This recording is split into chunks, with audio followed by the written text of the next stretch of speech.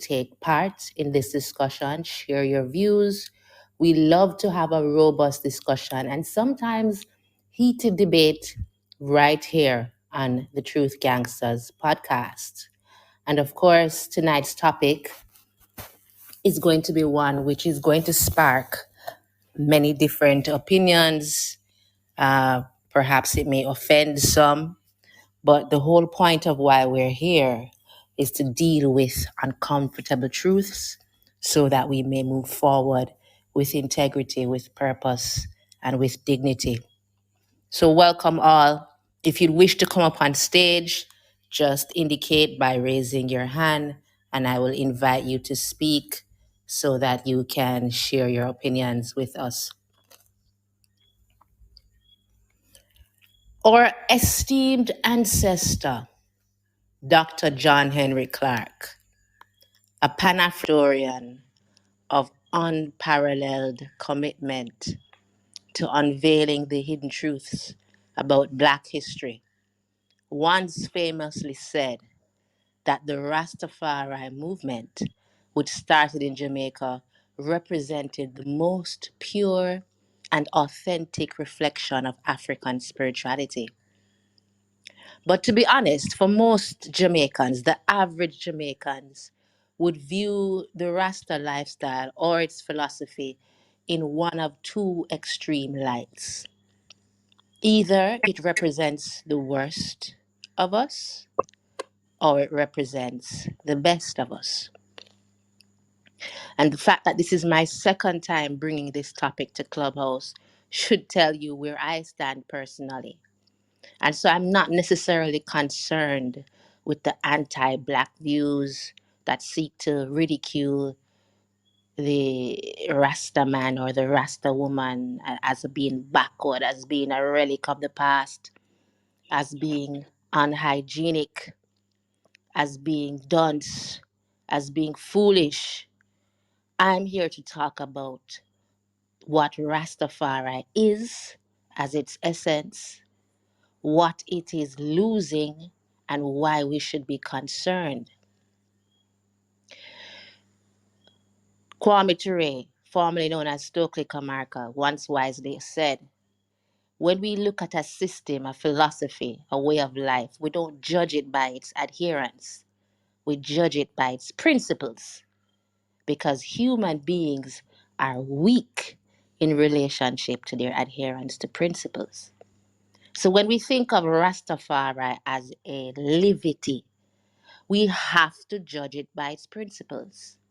It is my view that the principles of Rastafari are sound, self-reliance, living within nature, an environmental friendly lifestyle, healthy natural food that you grow yourself, self-love, repatriation, reparations. All of these things are sound principles. Any sane Black person would want to see it protected, respected, and upheld as one of the standards, the gold standard for us to strive to. And if we don't see it as important, we may find ourselves 50, 100 years from now calling people the same way you see how African Americans make fun of Afrocentric men by calling them Hotep? Do you know that Hotep, Imhotep, one of the greatest geniuses that ever lived, that ever walked the face of this earth, Hotep is now being used as a word to ridicule Afrocentric people because we have allowed our history or ways of lives to be defamed. So let's talk about it tonight. Why is Rasta sick? Why have they strayed from its original tenets? Last time, rather, we spoke about Marcus Garvey. We spoke about Haile Selassie. I want to go deeper this time.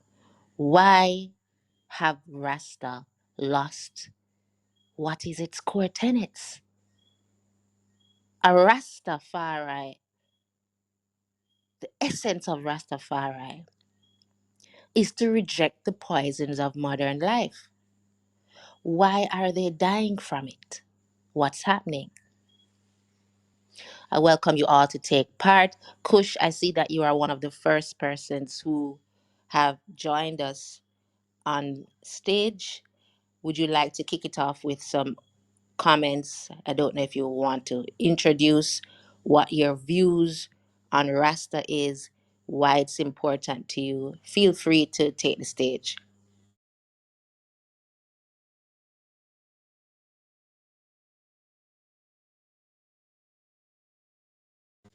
Kush, I'm not hearing you. Would you like to go ahead? I'm not sure if you heard. Feel free to go ahead and give your views on the topic. How do you think we got here, and what are the issues that's leading to the declining health of Rasta?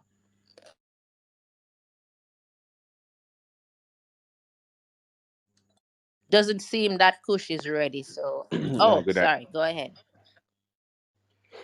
Hi, good night, everyone. Uh, Thanks again for the invite, Kish. Again, hello to everyone. Uh, it's a very important topic. You know, Jamaican landscape when it comes to Rastafari is a love hate um kind of relationship, but at the same time, the Rastafari movement kind of set a standard. Um, or I say our knowledge about Garvey, our knowledge or whatever love we have for Africa, our black culture is really coming through the Rastafari movement. So they are like um, vanguards to the black conscious or Pan African movement, or has been vanguards to that movement. Also to the wealth and wellness movement, you know. Um, before ITAL there, before vegan there was ITAL, and even when vegan is now being challenged.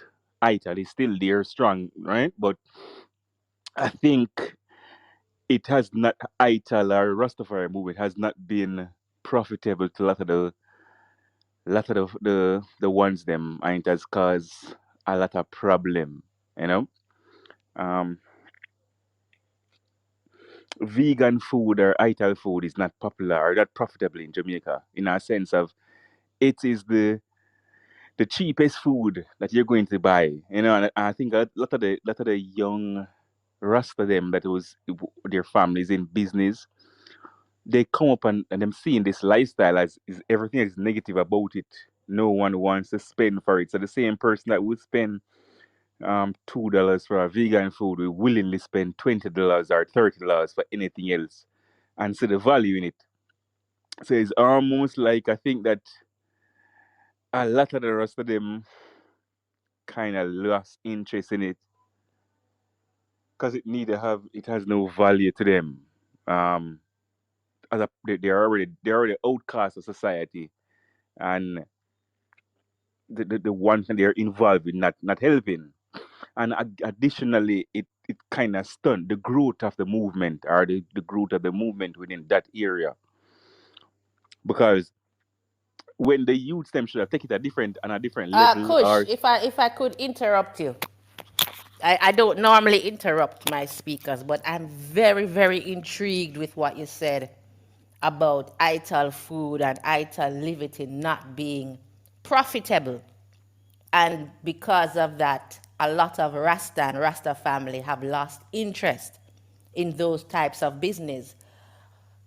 But I think you need to expand on that a bit, because if we look at what original Rastafari principles should stand for, if we think about Profi and these men who fled to the hills, why would you want to be why would we place such emphasis on profit?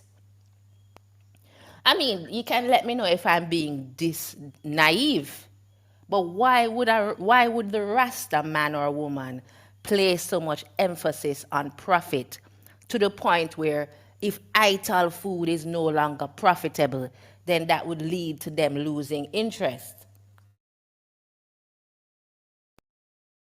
is well, if it's not a matter of it being no longer profitable. as you say, Profile and these men weren't necessarily seen as a profitable business or a business. It's really just sharing the knowledge or sharing the Rastaman food that was the idea. It became business when, of course, a lot of the Rastas them were also, which will have to be political. So, but I think it got corrupted or co-opted somewhere along the line where the even the business aspect wasn't communal anymore. So um, the Rastafari movement, no matter what it goes into, it's more of a communal movement. When they got into business, it became a cutthroat kind of vibes.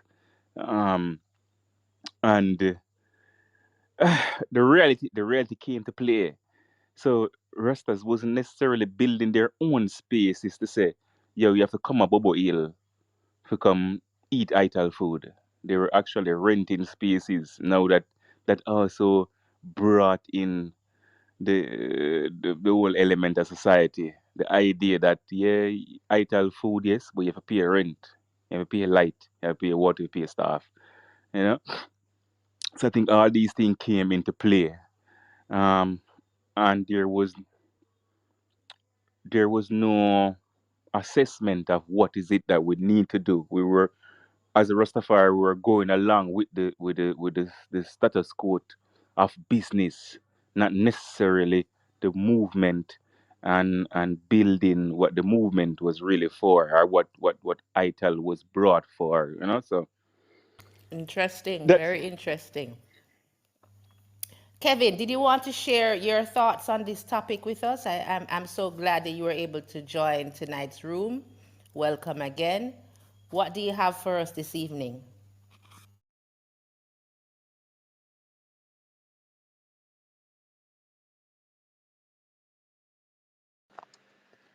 Greetings. I think when I think about the Rastafari movement, I think some way, somehow, like Scientology, I started looking into Scientology because I heard just the confidence and there's a certain thing about the people who practiced it. They were business people, and there was a certain thing that I was drawn to with Scientology. But the more you dig deep into Scientology and you get up to the top, where you get to the point of their deity or the true meaning of the religion, you get to some dude who's saying that there's aliens growing on your skin, and it really doesn't have a whole lot to do with what it is that the movement was. I think that somewhere along the line, people don't take Rasta seriously when it gets to the end, and you find that the deity or what was chosen as a deity is someone that is considered to be flawed. Because my understanding of it is that in the initial stages, the thought of a Selassie came through because they wanted opposition to, what was it, King George? They wanted an opposition to that king. So they saw, so when Marcus Garvey said, look to these for coming of a king, it's just like, okay, so we don't want to pray or we don't want to pay homage to any white king. So we're going to look to Selassie as our king.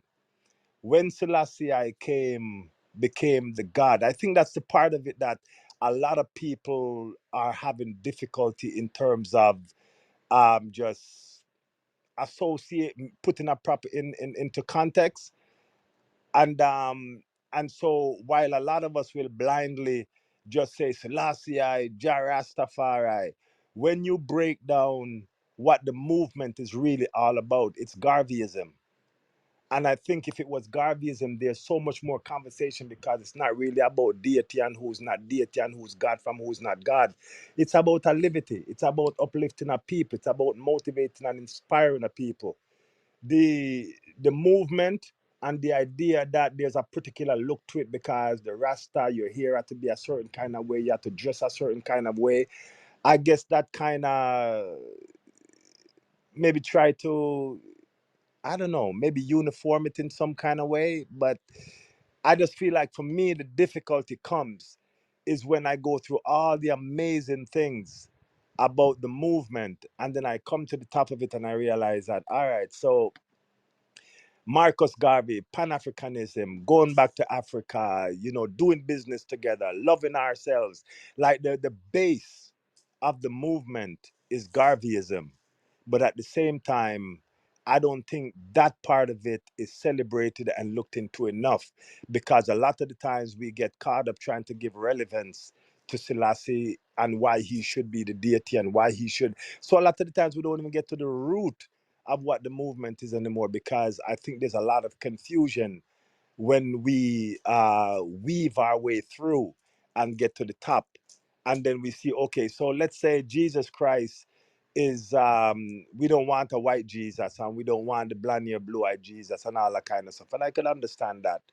But why then, you know, um, the person that we would choose, or the thing, the entity that we would choose to compete or to compare, would be Selassie. And so let's say even that Jesus was a fictitious character, but he was walking on water, he was healing the sick, he was doing all of these different kind of things.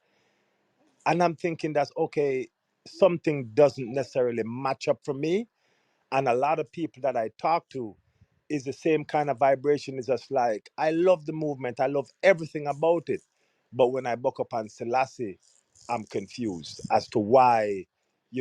Because if you take Selassie away from the Rastafari movement, what you're left with is Garveyism. But if you take Garvey from the Rastafari movement, there's really nothing of substance, um, in terms of the essence of the movement. That's just my thought. That's fascinating, Kevin. I must say I do agree that Pan Africanism and Garveyism is a core tenet of Rastafari. But I want to get back to that shortly. But before we do, um, this idea that a flawed deity or a deity that doesn't match up to the so-called greatness of other deities as a reason to invalidate a movement. I'm wondering if we need to take a step back and look carefully at that.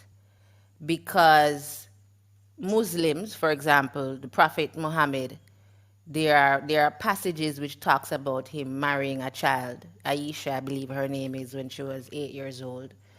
Um, there's a lot of problematic issues when it comes to Jesus, even his representation as a very feminine looking white man with blonde hair and blue eyes.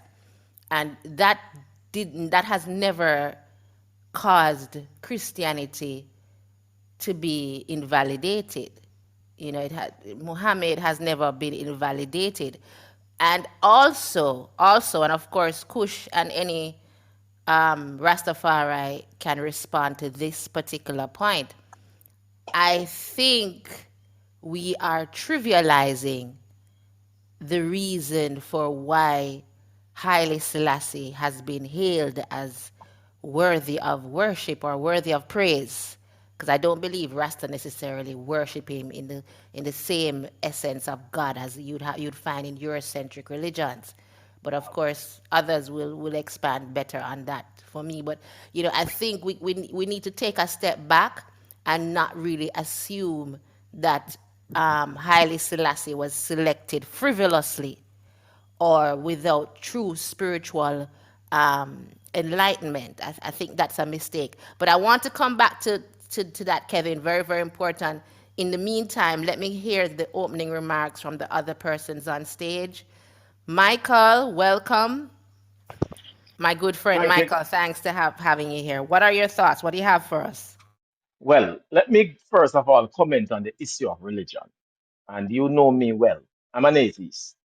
And therefore, anything relating to particularly a deity, particularly in the way Eurocentrism presents a Jesus Christ to me as issues. Monarchy, I have a problem with monarchies too. So presenting Haile Selassie as a deity is an issue for me personally. I see him as a king. I see him as a politician. I see him as a great statesman. And we must never lose sight of the fact that Abyssinia was never colonized. And that says something. That is not to say, and I want people to hear this because the historic records bear this out. This is not to say that slaves were never taken, meaning I should say it the other way. Africans were never taken from Abyssinia and enslaved right across from Abyssinia, across the Red Sea. The Arabs have been enslaving East Africans for centuries, long before the Europeans began. When Mr. Howell started this movement in the 1930s, this was the height of Garveyism. Garvey had gone to the United States, built a movement, and so, and it was the largest Pan-African movement in the world. This is before Instagram, internet, and any other form of electronic communication. So much so that one of the largest chapters in the Americas was next door to Jamaica and Cuba. We seem to forget that. And what spurred on Garvey and hence Rastafarianism is the fact that everywhere Garvey went, he saw Africans in America being denigrated. And we can still see the result of this in Argentina, in Costa Rica, in Panama, in Colombia, in Uruguay, in Paraguay, across in Brazil. So, as a movement, Rastafari, for me, has always been at the forefront, the vanguard of resistance. If you listen to the Abyssinians, Sata Masagana album and listen to all the tracks on it, those songs for me are the essence of what Rastafarianism present. I don't think that those issues have disappeared. I don't think that Rastafari has stopped speaking out against oppression. I don't think so. What has threatened the health of Rastafari for me is not so much its adherence to a deity and adopting things from a Bible, which is a problem for me. I don't think that is what's threatening Rastafari. What has threatened Rastafari is the sense in which many Rastafarians have decided, for better or for worse, that they have to move up out of poverty. And nothing wrong with that. But as they move up out of poverty, they have not continued to enunciate who they are, but rather segmentation. I am now Doctor So and so. I studied at the university. I now raise my family. I raise my family Rastafari, but I don't bond with a Rastaman in the hill anymore. I don't know. So the physical health of the philosophical health of Rastafari for me is not threatened. What is really threatening is the movement, the numbers. And that could be said for all movements in Jamaica. Jamaica, for example, has become, I don't know what to say. This country doesn't feel like the country of Mr. Howell, Marcus Mosiah Garvey, Paul Bogle. This country has become, oh boy, it's particularly in the last 8 years, this country has become, our foreign policy has become what transactional, the way we treat on the simple issues like the whole world is saying that that what is happening in Palestine, whether you support whether the Arabs are racist or not, that killing 34,000 people in modern day is reprehensible. But we have the man whose son is supposed to be carrying on the essence of Rastafari, talking about how he stands with Israel. I mean, this would never happen with a Tosh, with a Peter, with a Bonnie. But hey, there we go. Powerful points, Michael. Powerful points.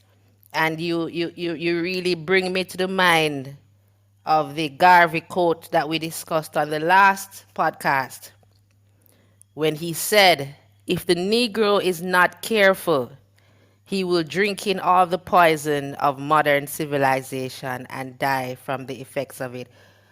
Kush, since you're the only Rasta on the panel, I think it's fair to give you an opportunity to respond to some of the things that has been said before we go to the other speakers.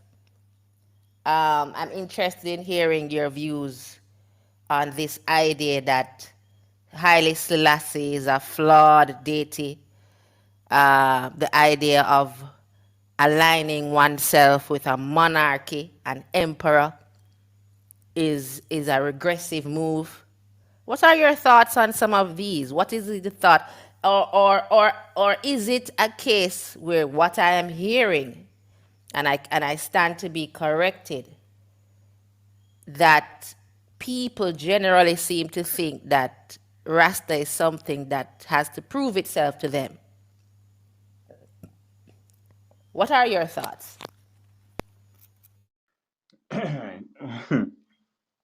Rasta.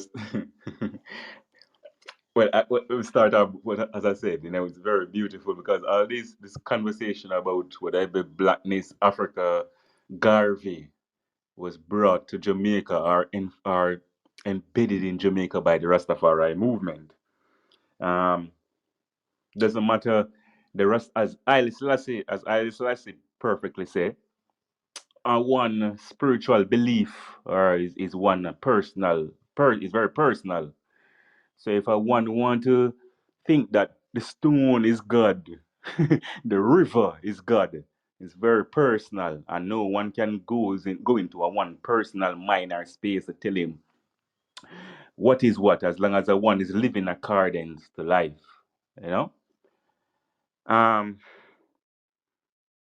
but yeah, the movement is so powerful that whenever I hear people speak, the the only thing that they're really saying is that I can't accept it to the fullest. You know, it's a beautiful movement, Yeah, man, it's a radical movement, But I just can't accept it to the fullest, which is okay. That is perfectly fine. Matter of fact, when the movement just started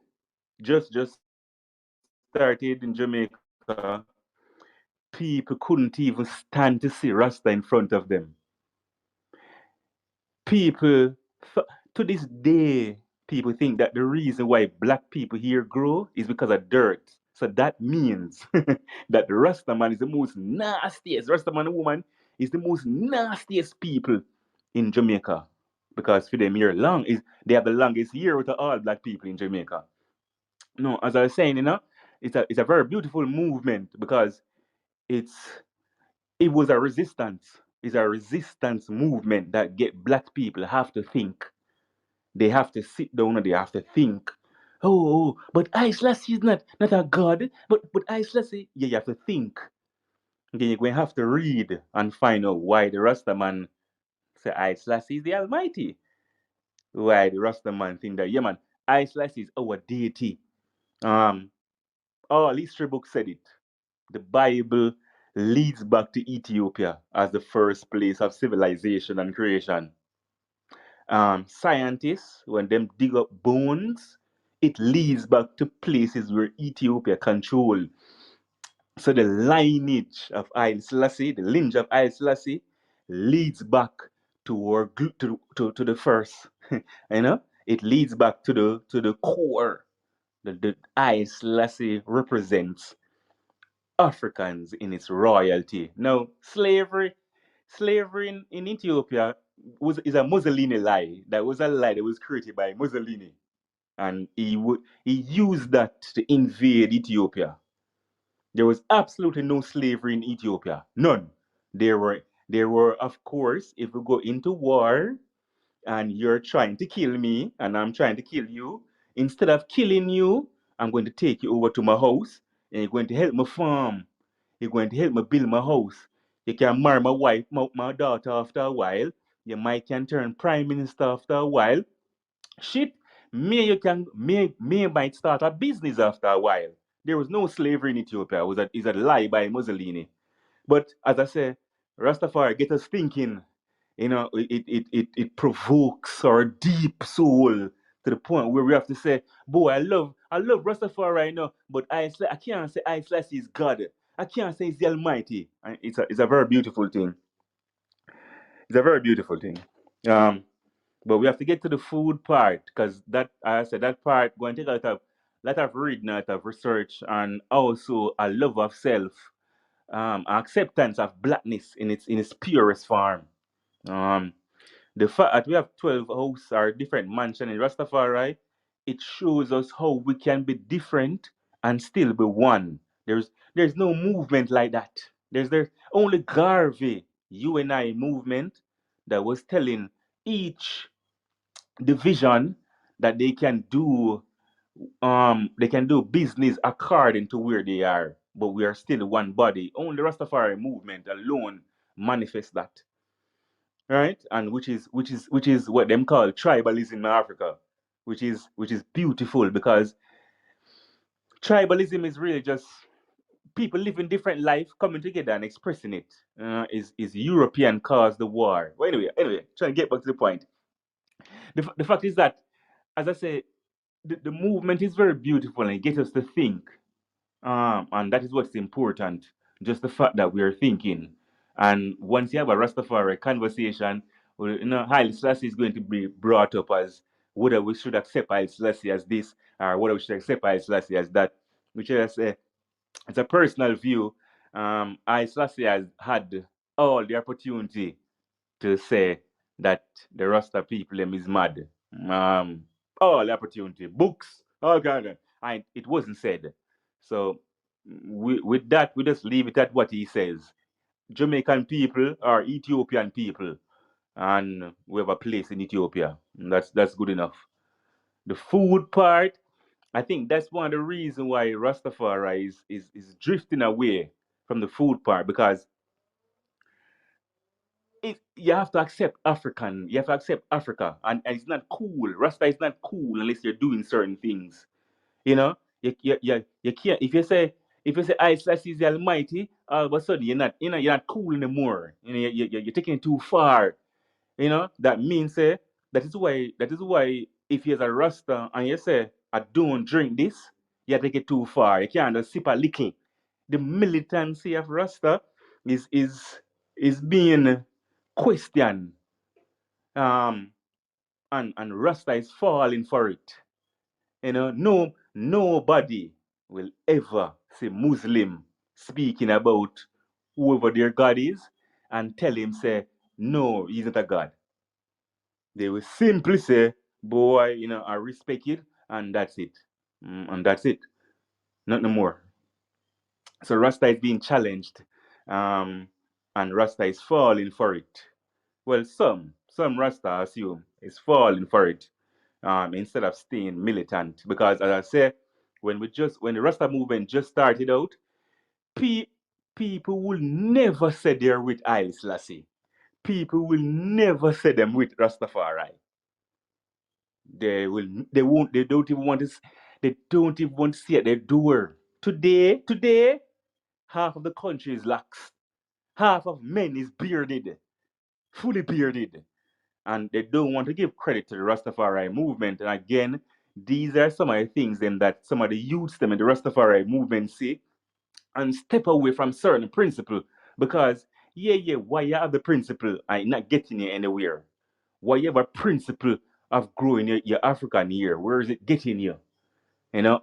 And today, as we are saying, it's not supposed to be profitable or get what it's supposed to get us is that 90% of the black population start to grow them natural hair. That was the main aim. That was the aim.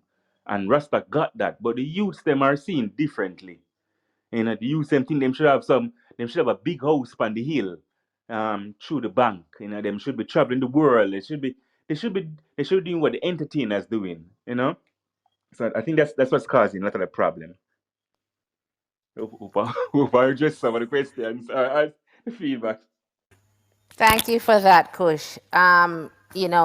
You addressed a couple of the things that, well, Michael mentioned part of the major issue with Rastafari is the quest for upward mobility and the willingness to sacrifice their core values in this quest. We see Rasta fighting to get into Babylon school, fighting to get into Babylon job. And I'm wondering, if a lot of that, if we tie back to the Garvey movement, which we ought to, is a reflection of the failure to truly take reparation seriously.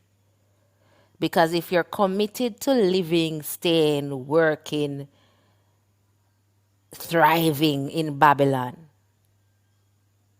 rather than moving to Africa and building your African dream there, does it mean you will have to compromise at some point? And you will have to compromise your values. Brother Leighton, I see you've joined us. Thank you so much. I know you joined a bit late, but I don't know if you have any opening remarks that you'd like to share on this second edition of the Declining Health of Rasta.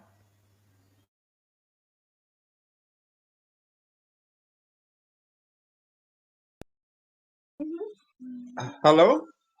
Yes, Leighton. Yes, we're hearing you loud and clear. Yes. Um, it's such an interesting topic. I think that, and I'm sorry for joining late. I think that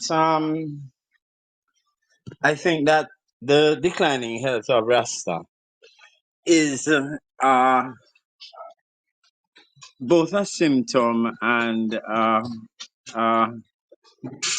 consequence of the same assimilation that you just referred to. If in its original conception, Rasta was something that stayed far from Babylon enticements and habits, but still interact enough with Babylon to make a living, even a thriving living, because Rasta culture is renowned and beloved around the world, and the greatest export is culture internationally.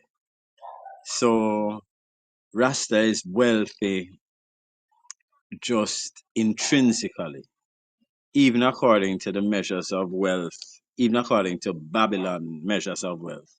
I mean, the Marley estate alone is evidence of that. But how to be in this world and not of it? When Rasta start to join on with Babylon herb recommendations and herb legislation and decriminalization and all them thing there, Rasta lose its way so far that it think that this assimilation thing and this recognition by Babylon, this recognition by Babylon is a thing of progress, and it's just a thing of regression. And the declining health of Rasta, as much as it start to imbibe the poisons. I mean, Garvey spoke it so well and prophetically. as they imbibe the poisons, it's just a physical manifestation of the spiritual waywardness of the Rastafarian movement. Those are my thoughts. Thank you for that, Leighton. Tajay, welcome. Thanks for joining this evening. I see you are on stage with us for the first time. Would you like to share your thoughts on this topic?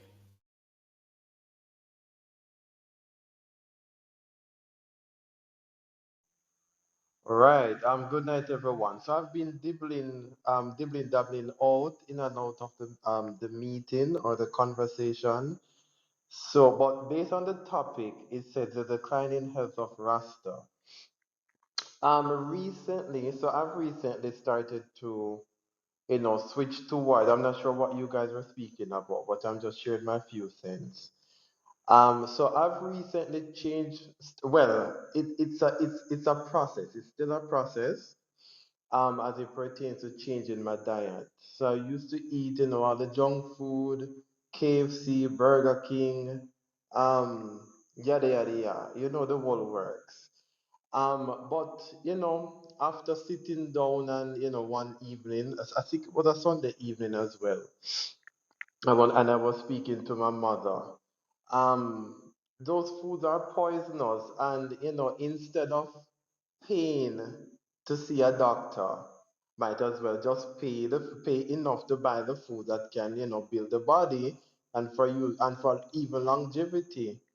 You get me? To live longer. So, that was what, hit me. And then that was really the reason why, the reason that really prompted me to go and change the diet completely. So my diet has been mainly been vegetables, fruits, nuts. Yes, I still eat chicken and I still eat fish, but it is not fried chicken. It is like jerk chicken, or baked chicken, because those are not oily. So, it's slowly but surely, as it pertains to vegan now, it ties in with vegan meals as well. So been supporting Calabash restaurant that's in Ocho Rios, and they do have quite an interesting menu. Their menus are always interesting, especially their daily menus. So, and it's tasty, it's affordable. A lot of persons are saying that vegan is expensive. It's really not, because a three-piece big deal at KFC is what, 13.50, and over by the vegan Ital restaurant Calabash, I think the medium food is like what, 1200, and it's packed with nutritious things that can fuel the body. So I think it all, eating healthy and not eating healthy, the whole shebang and controversy, I think it all boils down to mindset and priorities. And but for me and myself, and for the persons around me, I will always preach about eating healthy, because since I've changed my diet completely, I've felt much better. Um, I hope I'm not being a bit too TMI, but even my feces, it really doesn't smell stink. It doesn't smell stink at all. I don't know what is wrong, but it doesn't smell stink. And it's true, my feces doesn't smell. Normally feces stink, but mine doesn't stink. And even my urine is pretty clear, because I've been drinking a lot of water. I don't drink soda nor juice, any at all. Probably occasionally or once in a while I drink fruit juice. That's the only thing. But it's only water or red wine. And I love my red wine, so it will take a while for me to stop drinking that. But it's just red wine and strictly water. No juice. I can't tell you. It's been over 2 months. I haven't drank any drinks or juice. It's just strictly water or red wine. But that has been it. I've been taking liquid chlorophyll too. So whenever I can't buy my green smoothie from Progressive, that has in spinach, kale, celery, parsley, I drink that every week. So twice every week, I drink my green smoothie and I eat my vegetable fruits every day. So I take the drink green juice smoothies twice per week, fruits every single day. I try my best. If I do miss the green smoothie, what I will do, I have a bottle of liquid chlorophyll that I just, whenever I'm drinking water, I just squeeze a bit in it, let it dissolve and I drink that. So that's pretty much it. I do always try to, I'm not sure what happened. Yes, I do always try to support Rasta, Rastafarian restaurants and all of that. Because as I said, I'm no one advocate for eating healthy. Those are my few cents. I hope it makes sense. Thanks for that, Tajir. It was quite a hilarious contribution, but you touched on something that's very, very important. I want us to look at as well. As Kush said earlier, before vegan, there was ITAL. However, the truth is, if we're gonna be truthful on the Truth Gangsters show, most Rasta restaurant don't sell ITAL food. And for those of you who've never been to Calabash, Calabash is a vegan, ITAL, I don't know how they would classify themselves, restaurant in Ochi. But a lot of rice is sold there. Jamaica doesn't grow rice. To my knowledge, Africa doesn't produce rice. So we're talking about rice from India, China. We're talking about a lot of peas from America.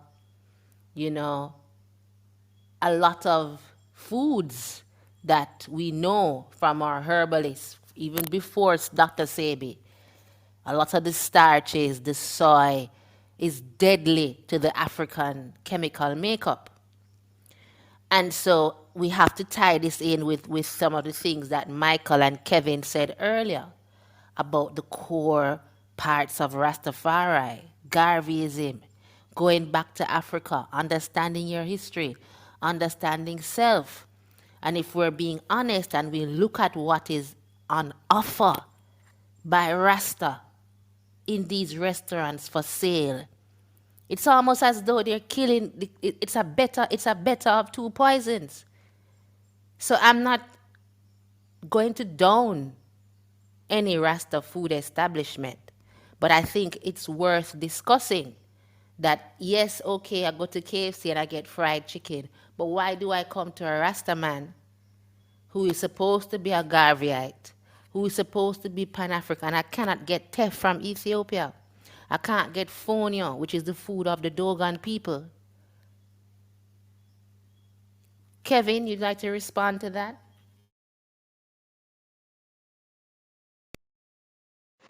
Well, I again, for me, it's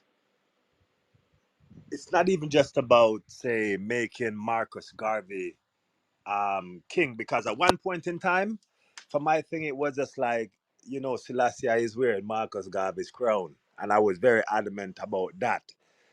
But right now, I think where I am with it is that we need to take a look at what Garveyism really is and ask ourselves the question: if we were practicing Garveyism, if rather than saying Selassie, Jah Rastafari, if we were saying Marcus Messiah Garvey, if we were talking about him, and then by extension connecting to his message, I think we might be in a different place than we are now. You know what, Kevin? You might be onto something. Kush, is Garvey the correct deity for Rasta, or we don't have? Who are we to say who the deity should be for a movement that has wisely decided who is worthy of praise and who is the Almighty? Kush, did you want to respond to that? Hope I already. I definitely want to comment on what you said about the whole idea of what ITEL is, right? Because um, when the ones them decided to leave the city and go into the hills, there was no way that they could have been eating rice. For an example, as you rightfully said, they wouldn't be possible. It wouldn't be possible for them to be eating any form of peas other than what grows. For example, the wild peas, Jerusalem peas or cow peas, one of these peas that grow wild. So even the idea that ital food is seeking is seeking the Russians is not necessarily on point because they're not necessarily eating ital food anymore. You know, we're not eating ital food anymore, and because Rasta has become Jamaicanist in some aspect, it it breaks the tie that Garveyism that says that we have no boundaries as Africans. We have no borders. We're in America, we're in Europe, we're in Jamaica, we're all Africans, and we connect based upon that. And I think this Jamaicanist, this Americanist, this Trinidadianist kind of cause even Rasta to become so much our Jamaicanist that we will reject Dr. Savy and don't see the idea that Tef and Fonio means ital, you know? Um, so is that is a whole thing at play because as I said, the Rastafari movement was is not only about food or it's a political movement that kills industry. You know, the lifestyle, the livity kills economy or what is defined as economy. Um, if if we we all can cook some peas and grow some peas anywhere we are. You know, if we go vegan right now, 90 or if we go ITEL right now, 90% of the stores and businesses in Jamaica have to close down because they wouldn't have business. You know, even if they open up a business of selling ITEL food, it still would a bit sticky because the Rastaman levity is telling you to cook at your house. You know, it's like, what are you doing out on a Sunday? You're supposed to know what go in your food. Matter of fact, cooking with your eye drinks them or cooking with your family is what you're supposed to be doing. That's how you're communal. That's how you grow reasoning. You know, so the movement had to be co-opted and a lot of things had to be turned on its head because it would have stopped a lot of things in Jamaica from going on. And it has lost its lots of its Africanness and replaced by Jamaicanness. But Kush, I really want to take you to task on this idea of the deity because I think there's merit to what Kevin said. The idea there is a kind of perversion for some, let me be very clear, in this idea of Selassie being the deity. And let me give you some examples. You know, I hear this talk about me a palace pitney.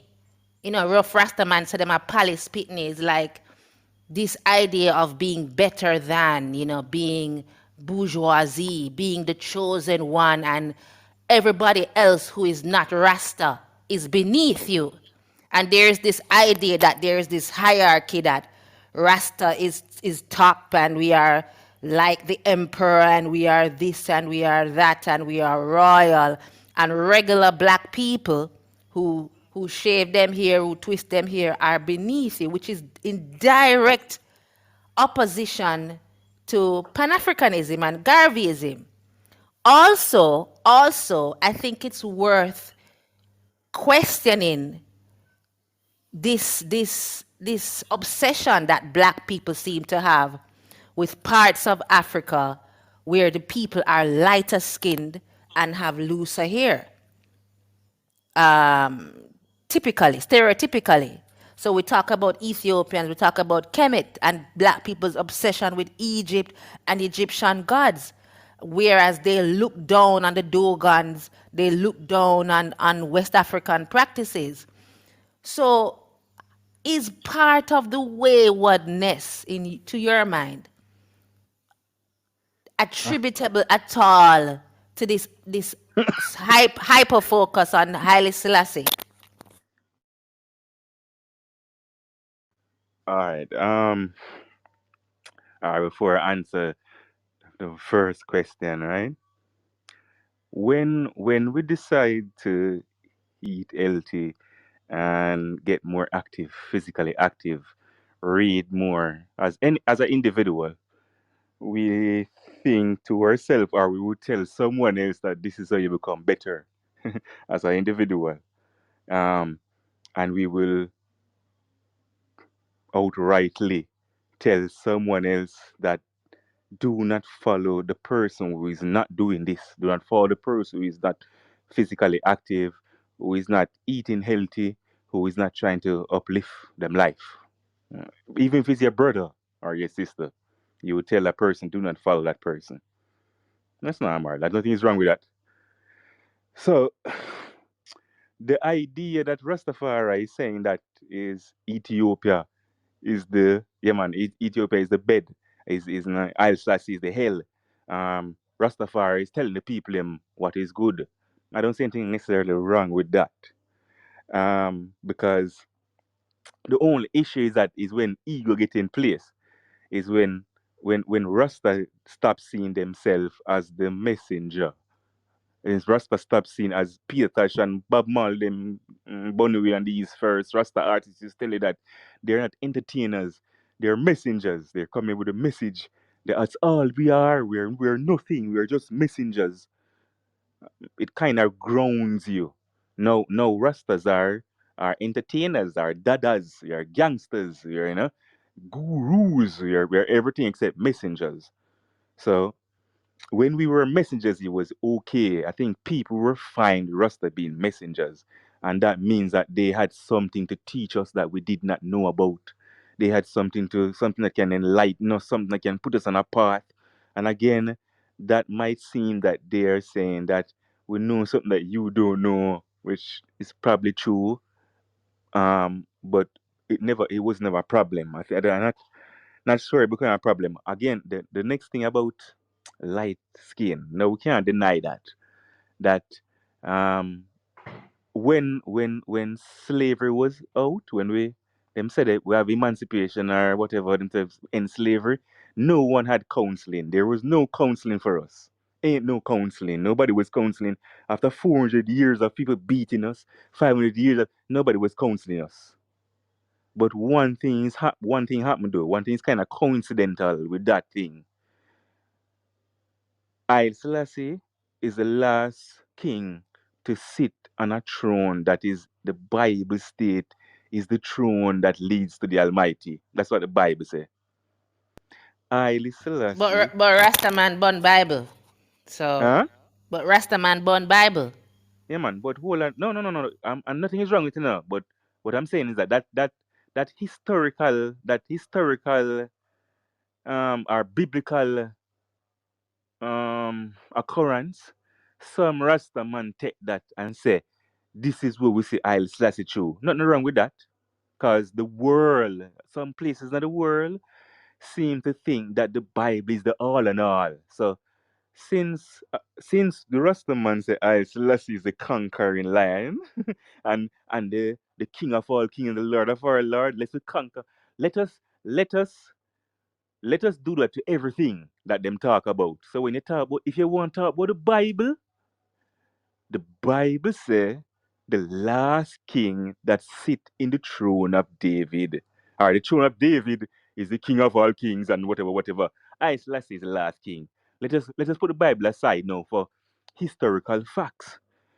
The history state or anthropology state that the oldest human, or let's but from human, the first civilization is found within the domains of what them call Ethiopia. I Selassie is this lineage runs straight through that, straight through Makeda, that runs straight through Ethiopia. So again, I Selassie again is the head of his lineage is also the head of anthropologists. So when we come down to mythology, myth, myth and legend. mm, um, as a Rastman make up him own myth. I Selassie I flew in on the wings of the dove to Ethiopia. Historical fact. I Selassie was one of the first emperor to travel from Ethiopia directly to Jamaica. I don't have time for that. None other than that. So yeah, we know that Ethiopia was invaded, was even though it wasn't conquered or colonized in certain sense, it was colonized through Christianity, and it was invaded by a lot of Italians and other um, Western Asia people. So we have a lot of one and two light skin, of course, but that cannot take away the fact, or take away from the historical fact that everything points to Ethiopia as the bed of civilization, of blackness of Africa. So the idea of yeah, light skin, yeah, of course, I said we can't deny that. We cannot deny that there is some remnants of truth. It mirrors the truth. It mirrors the truth. And we haven't get counseling. We see what's going on. We haven't get counseling. But for the core of it, the Rasta movement has kept it this way. They have not changed this word black. They have not changed it to colored.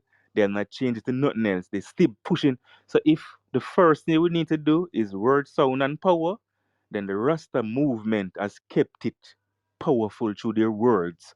Black Africa, black woman and child, you know, yeah, we burn this, ital food. The Rastas kept it verbally intact while other movements are going, when they must continue this way, we should evolve, we should this. So the Rastas kept it. So again, it kinda, showing that the Rastafari movement have some credibility. Like a person decides that he's going to read some more because he wants to be knowledgeable and tell the person who is not reading that you need to become better and go read.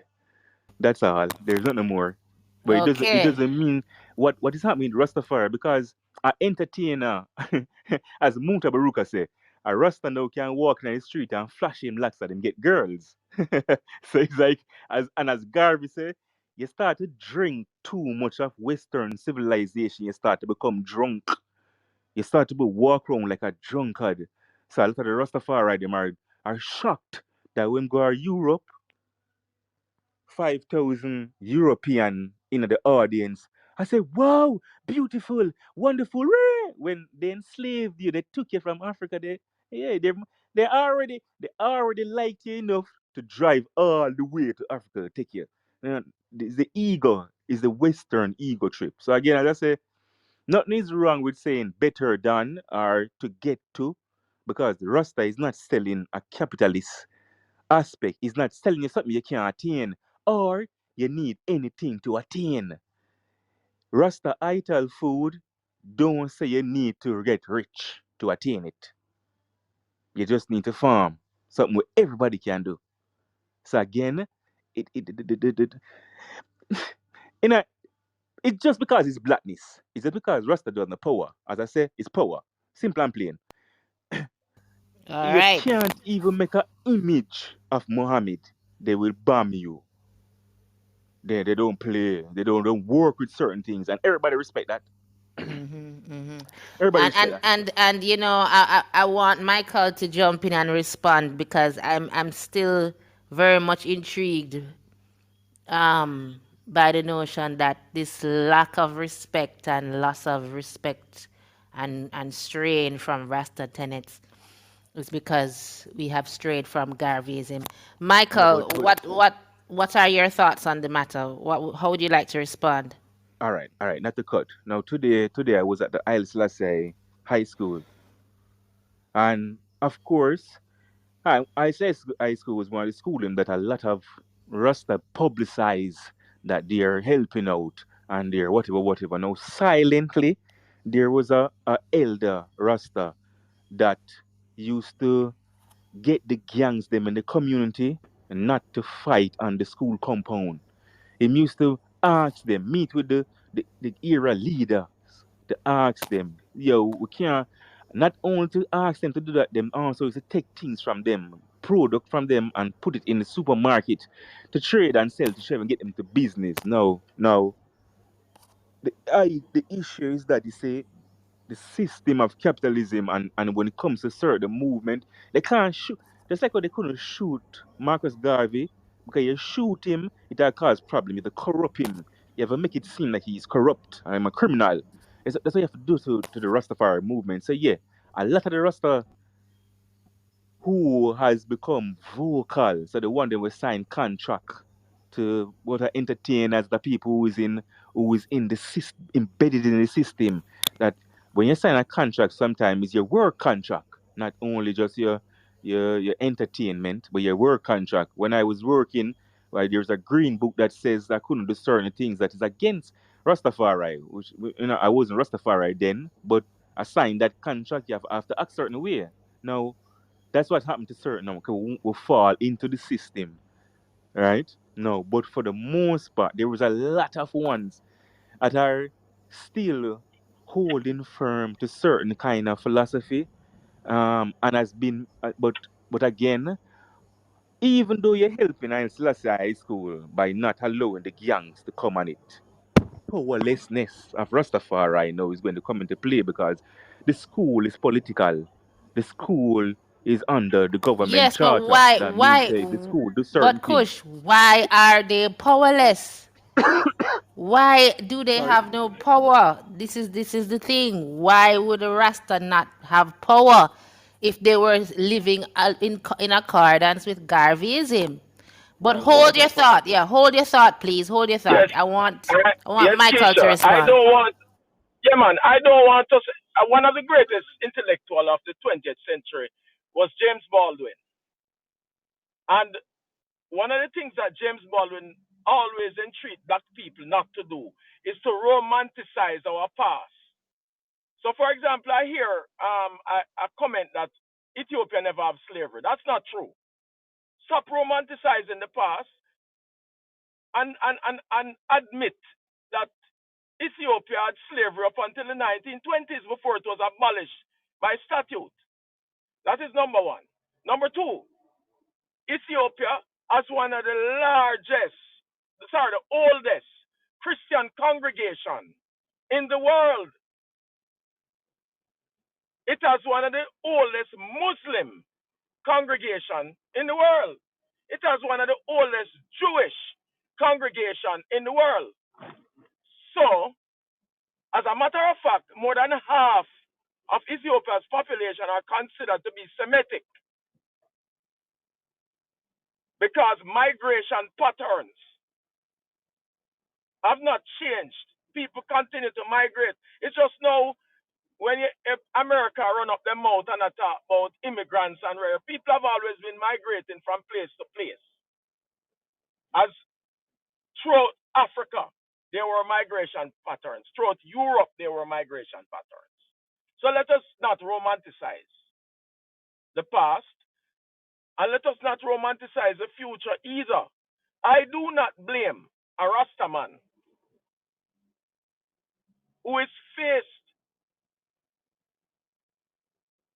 with some of the challenges of economic survival to use his skills and knowledge, whether I'm gaining it in a university or it's self-taught, to earn a living, feed him family, because it is a reality. So if a Rastaman decide to eat from Babylon, work for Babylon, I have absolutely no problem with that. What I have a problem with is the adoption of what I call exceptionalism. I am the child of a king, so I'm better than everybody. That's very Christian, very, very Christian. That is contrary to the collective living of Africans.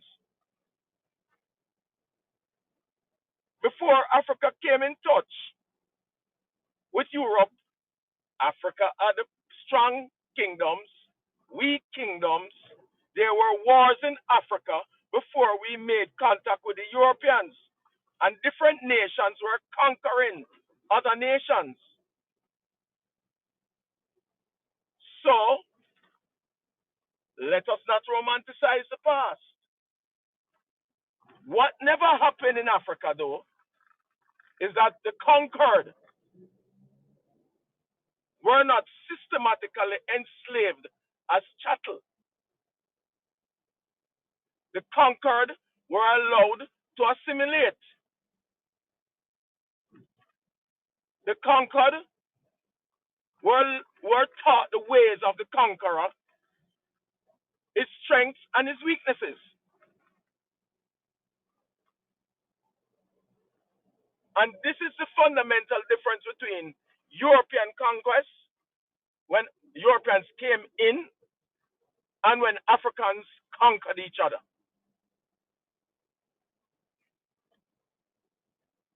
For me, the challenge I have with Rastafarianism is its religious base strongly tied to the ethos of Christianity. So much so that somebody like a Judy Mowat, for example, can find it comfortable to say that it was easy for her to make the transition from Rastafari to Christianity because they read from the same book and teach of the same Trinity.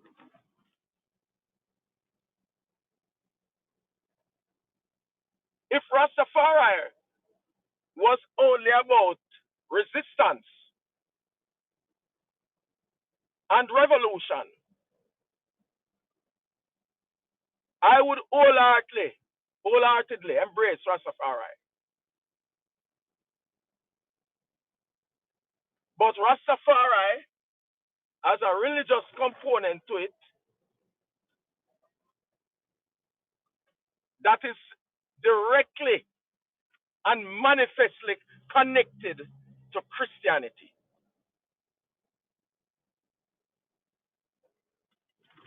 So all the obfuscation, all the pretense, all the argument that Rastafari born Bible is not valid. The evidence of the use of the Bible and the attempt to interpret this, these Jewish myths to suit a religious story don't resonate with me. And this notion also that African spiritualism necessarily involve religion is not true either. I want to get that out of the way. My ancestors came here as animists or Muslims, but most of them came as animists, meaning that they didn't have no deity. They came here with respect and reverence for their ancestor and their ancestors' way of life. Those would be my comments. Thank you for that, Michael. Leighton, would you like to respond?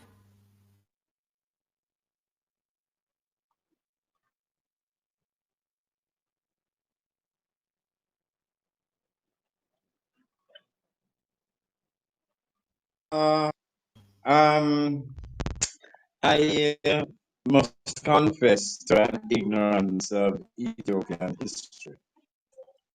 So I've heard many claims about Ethiopia, like as Michael is talking about their strong Christian, Muslim, Jewish background, and so forth. I've actually heard that it's the birthplace of Christianity.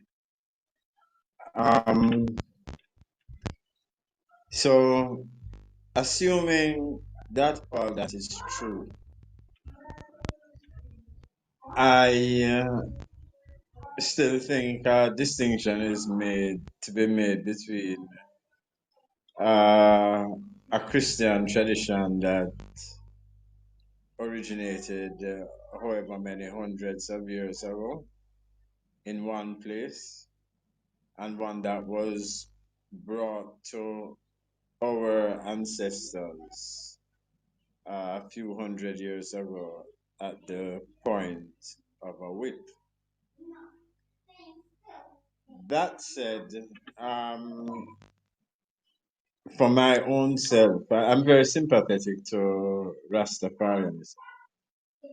I had a problem with growing up, and for a long time in my early adulthood, I had a problem with the deity of Selassie. I didn't understand. I think for a man to be a deity, he would have to have demonstrated some godlike quality. And Leighton, I, your phone is breaking up. You might have to repeat that. is this better? Yes, go ahead. Yes, I think for a man to be considered a deity, he would have to have some godlike quality. So, for instance, if you wanted to deify, say, Winnie Mandela, I wouldn't have a problem. But I I didn't hear any story or anything about Selassie that would, beyond the biblical prophecy. And I thought it very ironic when you said, Rasta born Bible. So, but it's that same assimilationist thing. Like, all right, if people use the Bible and we can justify Selassie's um Selassie worship by biblical prophecy, well, we will join the Bible for that purpose, which no make no sense. As far as the religion part of it go, and Michael's, that being the sticking point, if you're gonna find a sticking point at every juncture, there can never be any effective coalition. Um, Coalitions are effective because people focus on their common interest and disregard, for as long as is possible, their the interests that they diverge on. Once we act, so in other words, I would depart from a Rastafarian who joined Babylon's system quicker than I would dissociate from one who have certain hardcore religious doctrinaire views. Because to me, the essence of Rastafari is a subversion of Babylon, opposition to Babylon, not an assimilation. If you assimilate, it must be for the purpose of intel and subversion. There can be no striving for promotion in Babylon system. That is, there's nothing that go like that. I hear Michael talk about to feed him family. If you have a giant Babylon system to feed your family, then just burn Rasta out complete. Rasta supposed to have a network where any man will say, yo, Rasta.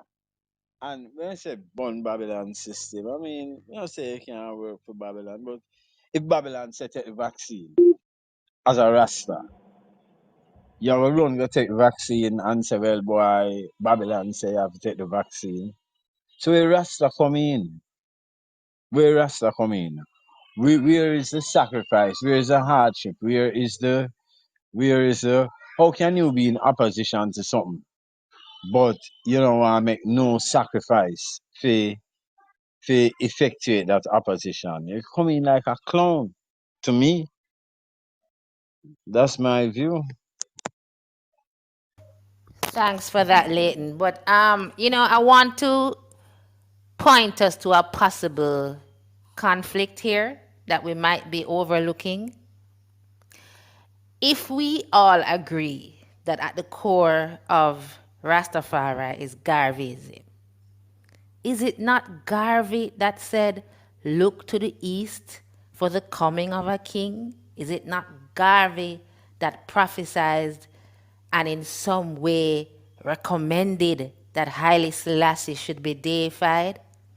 Is it not Garvey who himself espoused Christian values and certain biblical principles and biblical passages?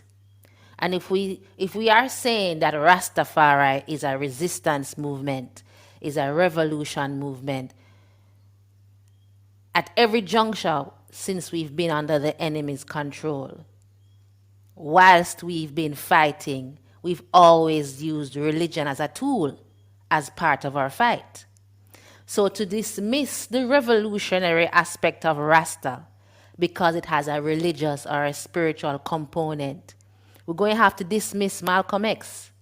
We're going to have to dismiss so many freedom fighters, going as far as back as to the fight of Haiti and other people, even Nzinga, who converted to Christianity at some point. You know, this idea of subversion. In revolution, tactics change. You shape shift. So to me, I don't think we can invalidate Garveyism or Rasta based on its alignment with African Christianity. It seems like a bit of a contradiction.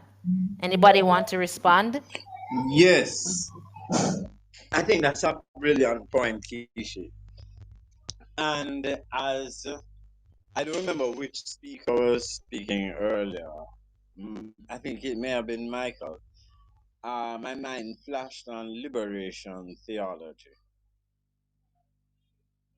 because liberation theology was so much, it was a socialist movement, and so much of what Christian conservatives or mainstream Christians espouse as being part and parcel of Christian doctrine was completely turned on its head by liberation theology using the same Bible.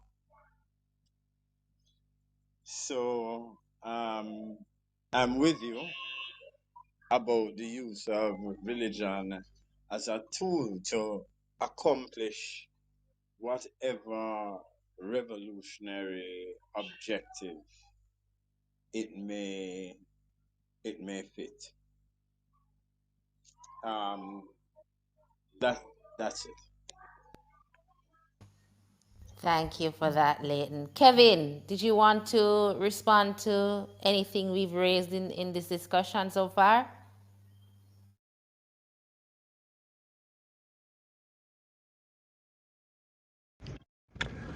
Well, the thing that I would say to this is that the movement itself, when I take a look at what we are up to from the black liberation, the repatriation, the love yourself, I just think that the message, that comes with Marcus Garvey is not the same message that comes with Selassie. When Selassie's name comes up, I think we spend a lot of time trying to You give break, him Kevin. Can relevance you and trying repeat, to. please? I think when the name Selassie comes up, a lot of the time we spend is to try to give him relevance. So we're going back to the Bible, we're going everywhere to try to give him relevance. When there's no searching for the relevance of a Marcus Garvey or why Marcus Garvey should be looked upon in a certain way. No, I don't necessarily think that we have to make Marcus Garvey into a deity to give him his credit or to give him his respect. However, I think at the base of it right now, whenever it is that you talk about the movement of Rastafari, it just doesn't have the same feel to me when I do the research and see where it is that the movement is intended to take us or to lead us, or what it is that it's intended to inspire us to do. Marcus Garvey spoke a great deal about loving ourselves and loving my broad nose and loving with skin color and, just doing business with one another. He even made reference to the idea that I don't have a problem with the white man wanting his God to be white. You know what I mean? But I want us to see ourselves and see our God in a different kind of way. So even when he talk about look to the east for the coming of a king, I think at that time, and even Leonard Howell, initially, Mark Selassie was supposed to be an opposition to what's his name, King Richard or King whatever the king was. He was supposed to be an opposition to him. He was necessarily supposed to be a deity. Now, if we study, Leonard Howell and how it is that he pushed the whole idea of Selassie becoming a deity, and how it is that that was looked upon and all that kind of stuff. I mean, I feel like I'm getting off track a little bit here, but the bottom line is for me is that the whole idea of Selassie, when I really search the movement and look upon the movement and what it stands for, I see that Selassie was a great statesman, he was a great king, and all of these different kind of things. However, Selassie, as it stands right now, Selassie was a Christian who identified Jesus Christ as his guy, and so we are choosing Selassie in opposition of Christianity, of Jesus Christ, but at the same time, the guy that we chose, pray to, or look up to that guy. So I'm not sure where we are. Thanks for that, Kevin. Kush raised a good point in the chat that it's quite normal in African culture to make African queens or kings into deities. That's not really a new thing when it comes to Selassie.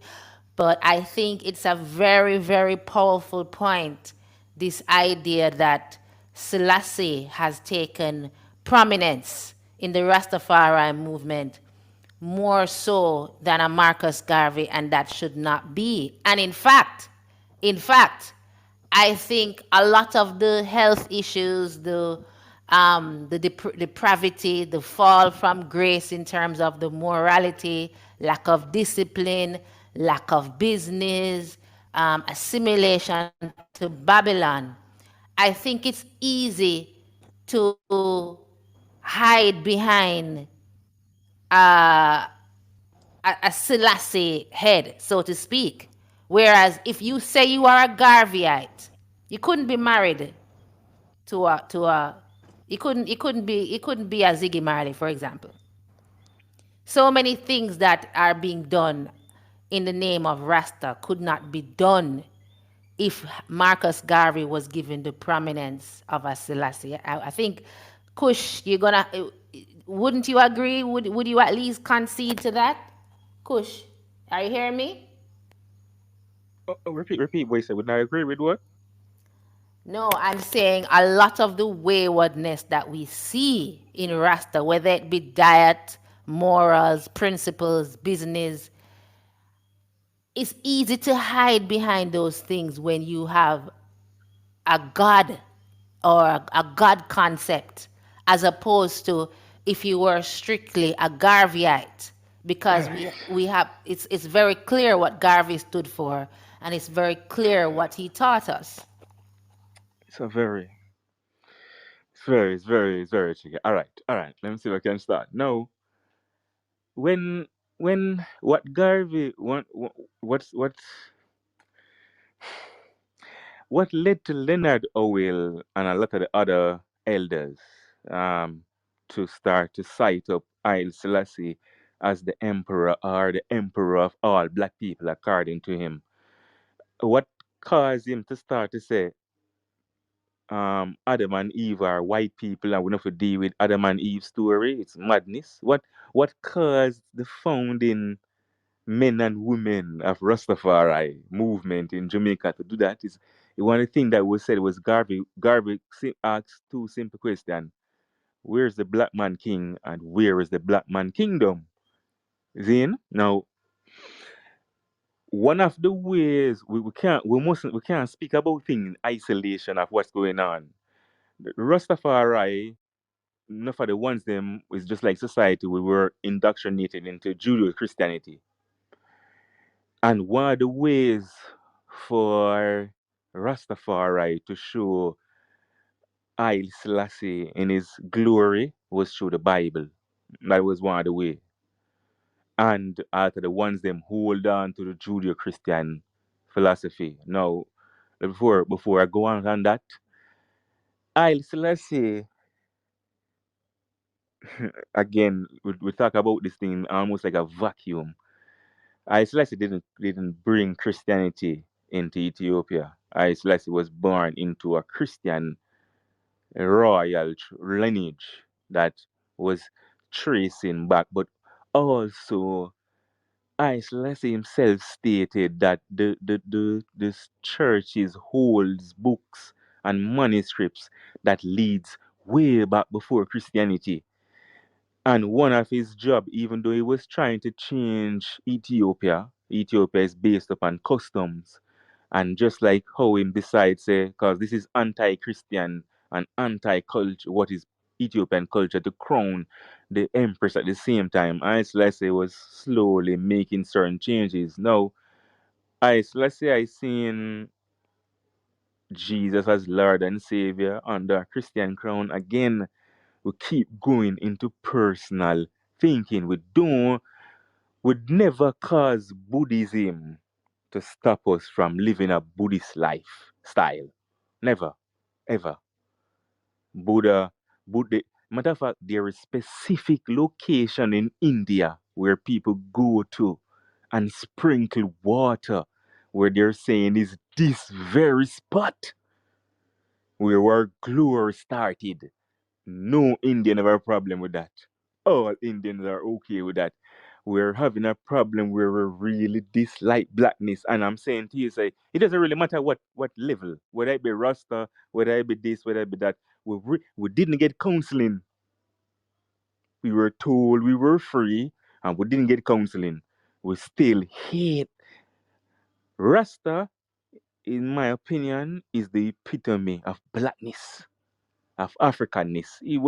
Whether the Rasta man and woman don't know it, they everything that they say, as John Henry Clark say, is the closest thing to African spirituality.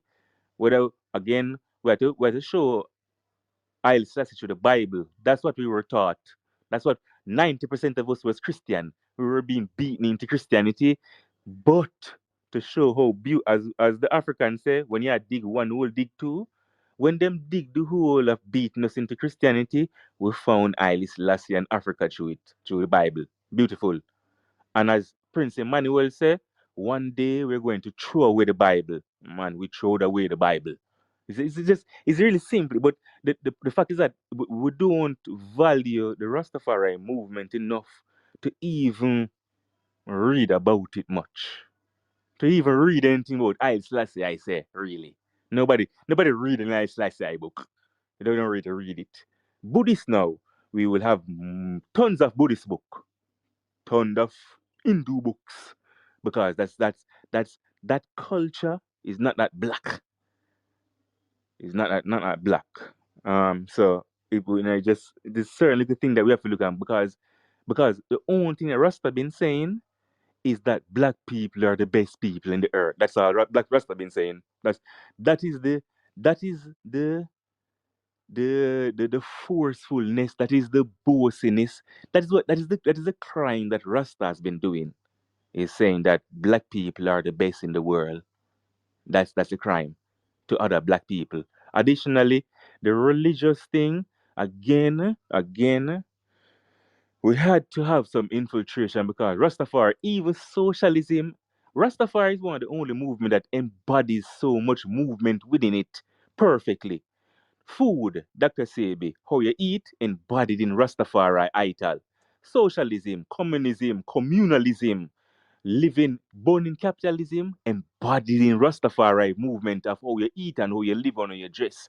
The idea of um thinking about how we use technology, what we create, is embodied in Rastafari. Where they must say to you, say, yeah, we can use clay pot, but we can also use calabash. We don't need to dig up 10,000 dirt across the earth for make everybody have iron plate, iron fork in them house. Rastafari embodied that. So again, the movement had to be infiltrated on every angle. So the ones them who found I Selassie to the Bible, all of a sudden it started to be pushed that these man is more Christian. They're down Christianity. I Selassie say Jesus Christ is our Lord and Savior. Nobody read nothing about I Selassie. Nobody read nothing that I Selassie I say. Nobody knows what I Selassie I say. All we know is that yeah man. I Selassie I say Jesus is king. All right, and that's it. There's no value in Rastafari for us to actually go and read about it. And that is why we come up with so much thing that doesn't really exist. That's why we come up with so much that doesn't really exist. So But Kush, I'm sorry. Is that fair? Is that really fair? Because the practitioners and the stalwarts of Rastafari are the ones who are quoting the Bible the most. So even if we accept that there is a tendency to comment on the life of Haile Selassie, the relevance of Haile Selassie, without reading his actual work, without knowing his words. We have people like Bob Marley and even Peter Tosh who are telling you these are the messengers, as you correctly dubbed them at the beginning. The messengers who represent Rasta, who represent Garvey, are making direct quotes from the Bible. And this idea that Haile Selassie is his relevance is because the history of Ethiopia, the relevance of Ethiopia, and all of that, it's still open to question because some of the largest ethnic groups, like the Omo Valley people, are pitch black Ethiopians who have had little to no contact with Caucasians. Why do we not deify these people? Why do we not, if we're going to talk about the first human remains being found in Ethiopia, why don't we deify the Ethiopian woman, which is another issue that we see in Rasta, the misogyny and the adoption of the white male chauvinism that comes from the Bible. So That it's that not that fair. So it's not fair to say that people are not reading on Haile Selassie, and it's a matter of misinformation. The fact is that the outspoken persons, whether it's 12 tribe, whether it's the musical messengers, whether it's the so-called priests or whoever you want to call it, these are the persons who are saying the Bible represents no lang an aspect of Rasta. These are the no persons. Can I finish, please? These are the persons that are saying, the Bible is relevant. These are the persons that are at Bobo Hill telling women all that right. they have to be separate for 21 days. So it's not fair to say it's just that we're not reading about Selassie. You can respond. Yeah, but what we can simply agree on, all of us agree on this, that that the stories when you read the Bible and tell you that Egypt is in this location next to this place. When you go to Africa, it's not lying. So we also know that the Bible stole some historical facts. We also know the Bible stole some things from Egyptian manuscripts. We know this. What we're saying is that just like how you have the founder or some of the founders are the the ones who manifest Rastafari in this time was telling you, so them born Adam and Eve, them born this them Jesus thing. That's No, what they but were them talk saying. about Why? Omega. But they talk about Omega and Alpha, which is Greek. Even Howell talk about Omega and Alpha, which are Yeah, but it Greek. doesn't matter. Yeah, but the language doesn't matter. Eric, all right. So if we're going to talk about semantics, Rasta man is the only man who was pushing African clothing, was pushing African economy. So semantics was that. Yeah, just like how Garvey was saying, black man. We're talking about black man, but we know he's talking about African people. When they were using words as alpha and omega, we know we're talking about Africa being the greatest.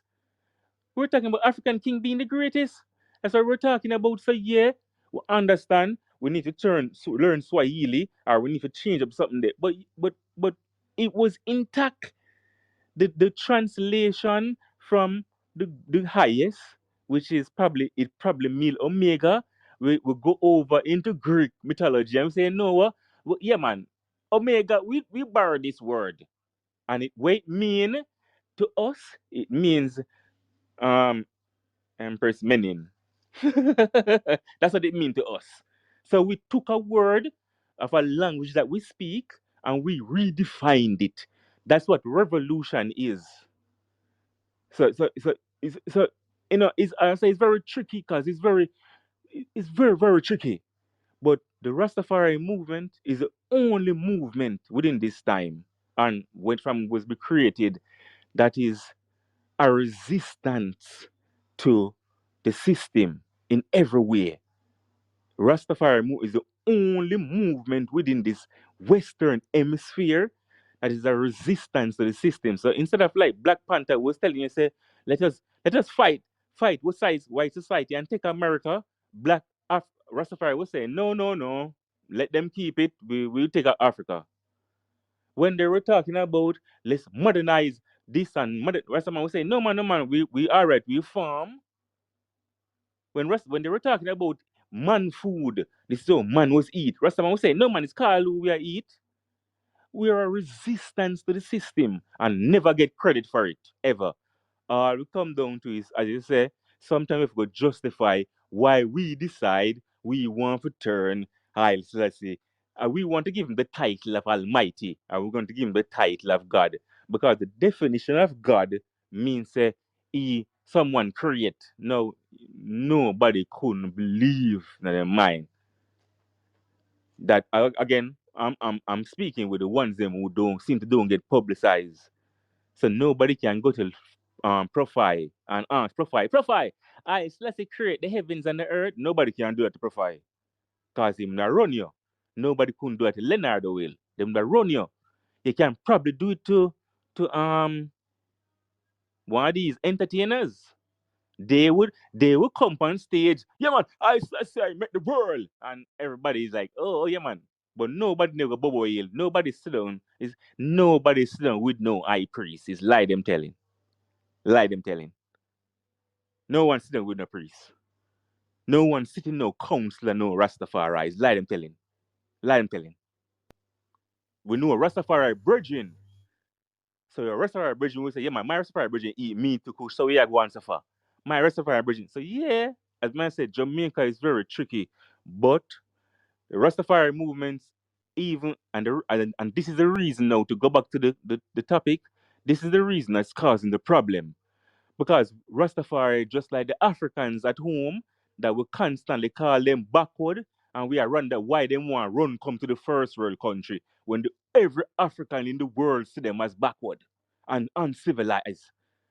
And we are wonder why they want to come. They're humans. Rastafari, we, there was a time them cut off people locks. It's just what they don't cut off a girl locks. Right now, if a Rasta man them what you know, everybody want to go to the hill and live with bush and river and eat organic food. Nobody say they want to live a ital life.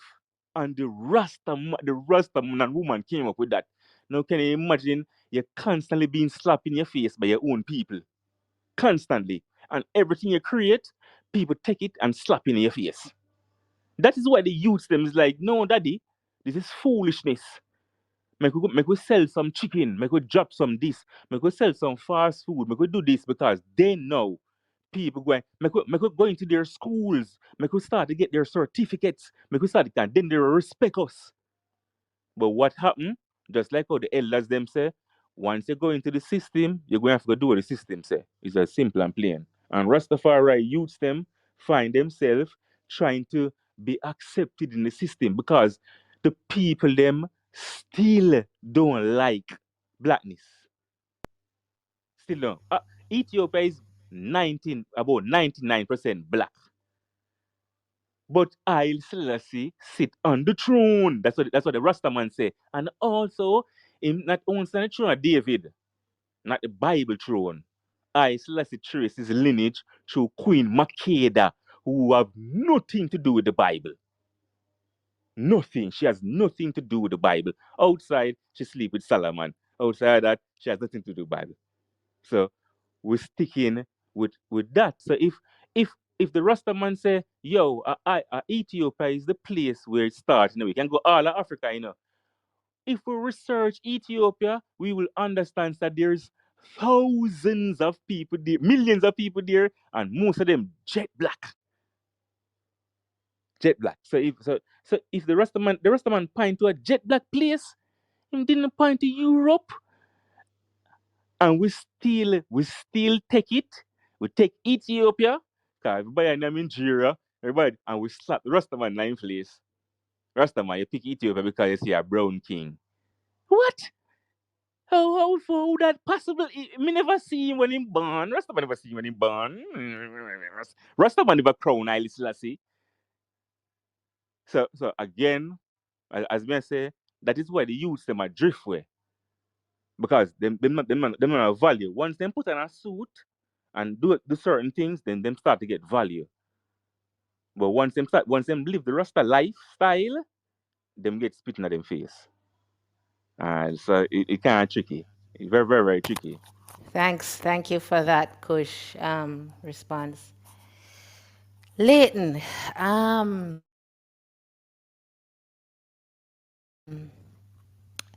getting the feeling from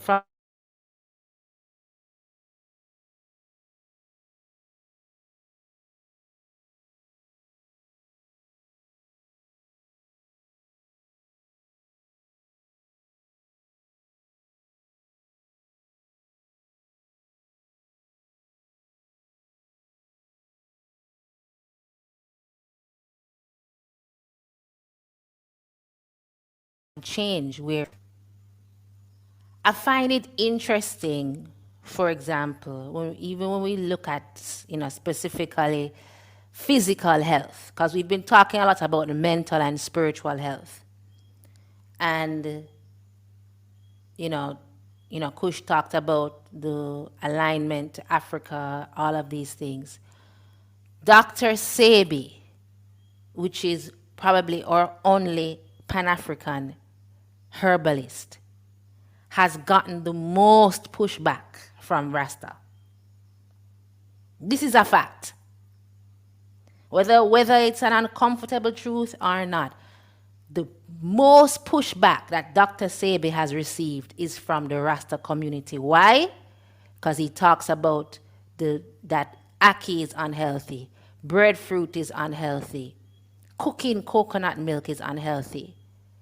And Sebi, who is a back to Africa herbalist, a back to Africa proponent, a Garveyite, has been rubbished by the Rasta community.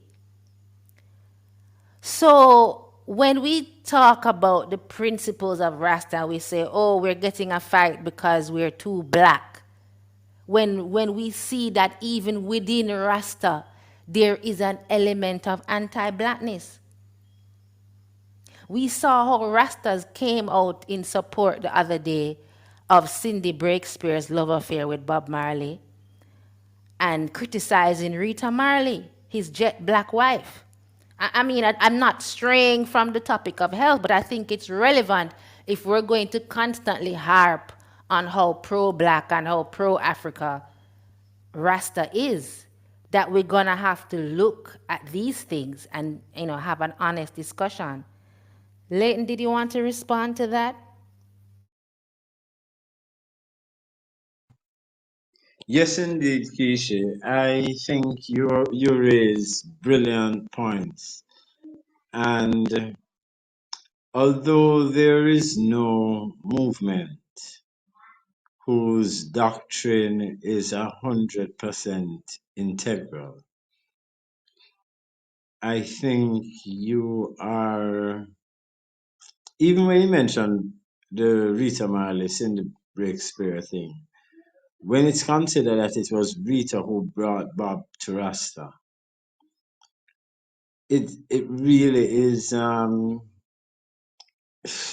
anyway. Yeah, so and the misogyny within Rasta as well.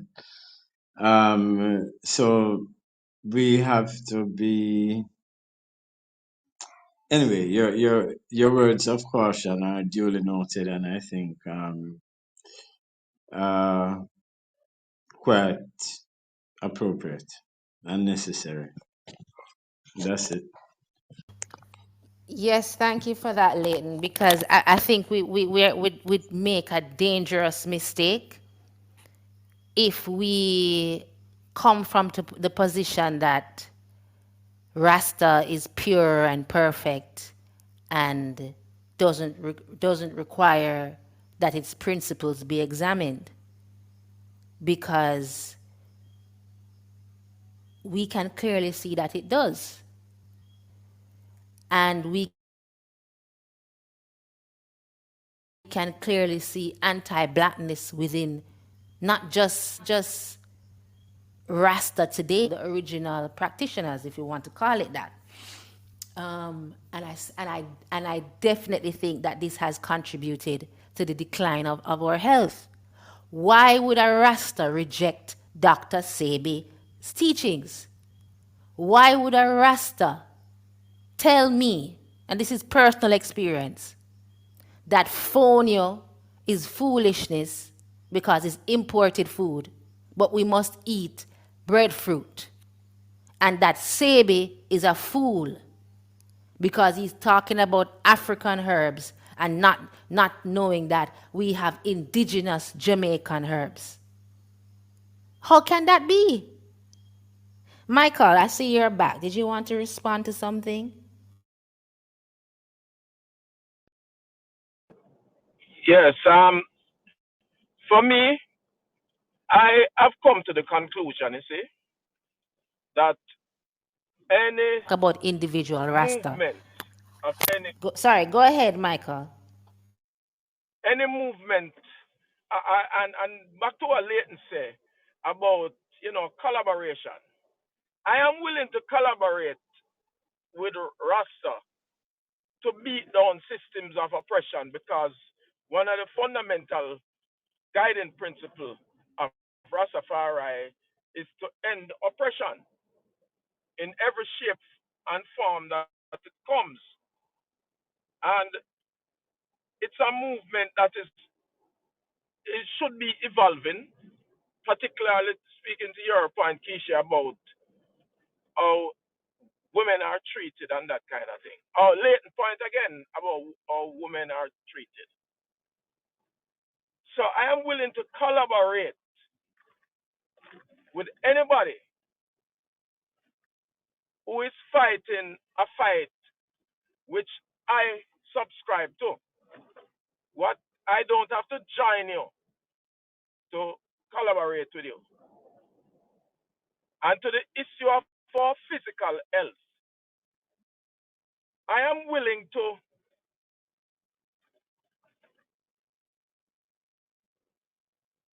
let the views contend. If there are people among us who believe that our indigenous herbs in Jamaica have healing properties, etc., etc., but I wouldn't go as far as to burn him out, like you said some Rasta are doing. I would want to give him a listening ear. I would want to try some of what he prescribes to see if my health improves before I rubbish anything he has to say. So, for example, I developed inflammation in the knees, and I met a young lady from Thailand, and she gave me some herbs. I took them for 3 weeks straight. The inflammation in both knees went, and I asked her where it come from, and she said it was harvested in Mozambique. When she gave it to me, I thought it came from Thailand. But I would not discriminate against it because it come from Thailand. I am willing to try it because it's a natural state. It's not a pharmaceutical, and I was willing to try it because I needed information in my need to go. So I think it's a foolhardy position for Rastafari or Rastafarians then to challenge something without any scientific basis to do so. Especially if when me and Dr. Phoebe have evidence that what he's speaking of, he has evidence, irrefutable evidence to support it. But again, let the views contend. I wouldn't burn him out, but I wouldn't, how do I put it? I'm unwilling then to beat up on a Rasta man for disagreeing with him. Because there's a sense in which we don't allow our own disagreements to contend. When white, or I should say European systems of oppression excuse every ideology that they find among them, including things like Nazism, them find an excuse for it and then protect it as free speech. So I am unwilling to flag Rastafari for that if them disagree with him. That would be my submission on the matter. And I don't know if I caught all of it because I was up in Stony Hill where I delivered some water to my brother from another mother. Thanks for that, Michael. No, I don't think that anyone would say that they should be flogged for disagreeing. But as Lioness is saying in the chat, Dr. Sebi is not accepted or promoted by Rastafari, which is strange, dishonest, and even treacherous. Because on the one hand, you can't say that the reason why we face discrimination as Rasta is because we promote blackness. It's because we love Africa so much. It's because we're the only group that wholeheartedly and unabashedly embrace everything African and Pan-African. And yet, the only African herbalist, Pan-African herbalist that we have, and perhaps the greatest living herbalist that we know in modern times, is not promoted in the Rasta community. That's a clear contradiction, and we have to call out contradictions, right? You can't say, on the one hand, your entire movement was a back to Africa movement. And here comes a herbalist that says, African man, Rasta man, living in the West, you're sick because you're not eating the foods of your ancestors. You're not eating African food. And your retort is going to be, oh, well, but remember I'm a Jamaican after all. It's utter bullshit. It's utter bullshit. So if the Rasta man and Rasta woman wants to be respected even amongst himself, he has to be consistent when it comes to the Back to Africa movement, not just physically, That I agree with. spiritually, but also when it comes to our health. That I agree with. Because guess what now? We know of evidence that the foods we eat can alter our genetic makeup over time. That is why our native brothers and sisters in North America, for example, are highly predisposed to alcoholism because of the changes that occurred when they started to eat foods that were brought from Europe and fed to them that they normally did not eat. For us as Africans in the West Indies, they have proven, Dr. Hilary Beckles has a nice study on this, that diabetic medication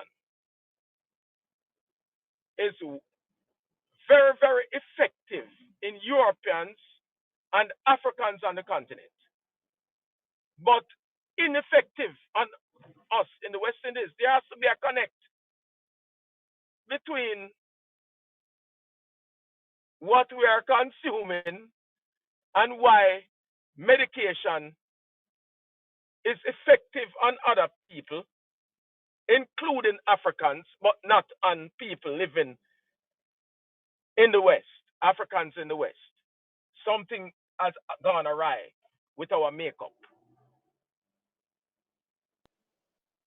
And Yeah.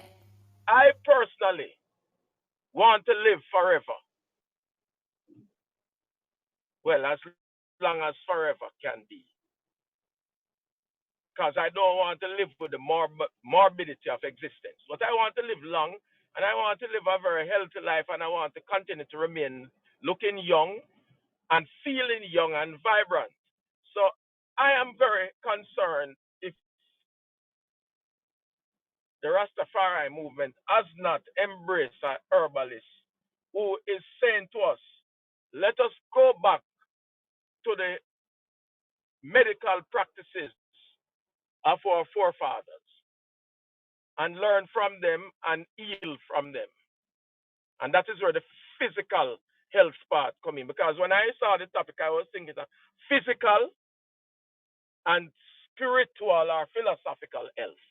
I wasn't just thinking of just physical health.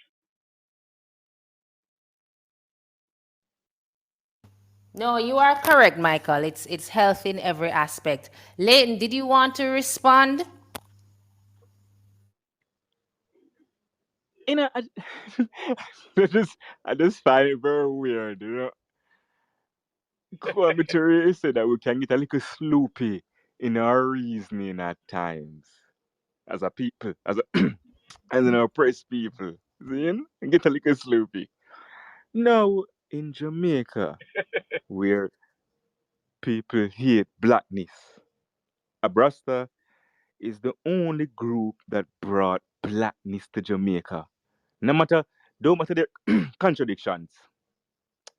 Before we examine the contradictions that's inside Rasta, let's first give credit that Rasta, the movement, is the only movement in this island that gave the population Africa in all its aspects. All its aspects. Before them know about Sebi, they were talking about Ital. Ital and alkaline is the exact same thing. Dr. Sebi, we must not forget, tell them say it's madness them a talk them a talk about, them a worship Selassie. Kind of person that is like Sebi is a troublemaker.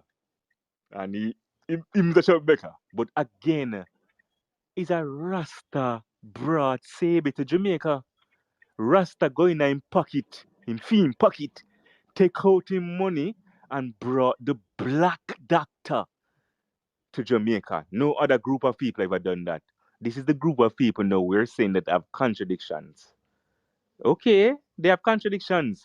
Now are we going to acknowledge the contradictions if we can, because the word sound power is making them doing some very powerful things. So yes, there's contradiction. Just like them must say woman can't beat Naya Bingi drum. Contradiction. But they brought Naya Bingi to Jamaica. To this day, Naya Bingi is the most powerful element in well, next to Ice Leslie and Empress Many, And the and most. and and the Nyabingi drummers were politely seated at the Bob Marley Museum, Yeah welcoming man, yeah man, yeah man. Prince Charles. So I yeah, like that. no, we have to talk about the Yeah, but contradictions. I like the place you say. I like the place you say first. Yeah, The but Bob Kush Marley wrong, when Museum. Kush say a Right now at the Rastafari bring Bob Marley blackness come on Museum, Jamaica, I'm wrong. Aleph Kish, at the Bob Marley Museum, Aleph, uh, you might see some Israelites there right now, bleating Nyabingi. I don't put no faith in these people. What what we will never see is that, and accountability. Why do we think that?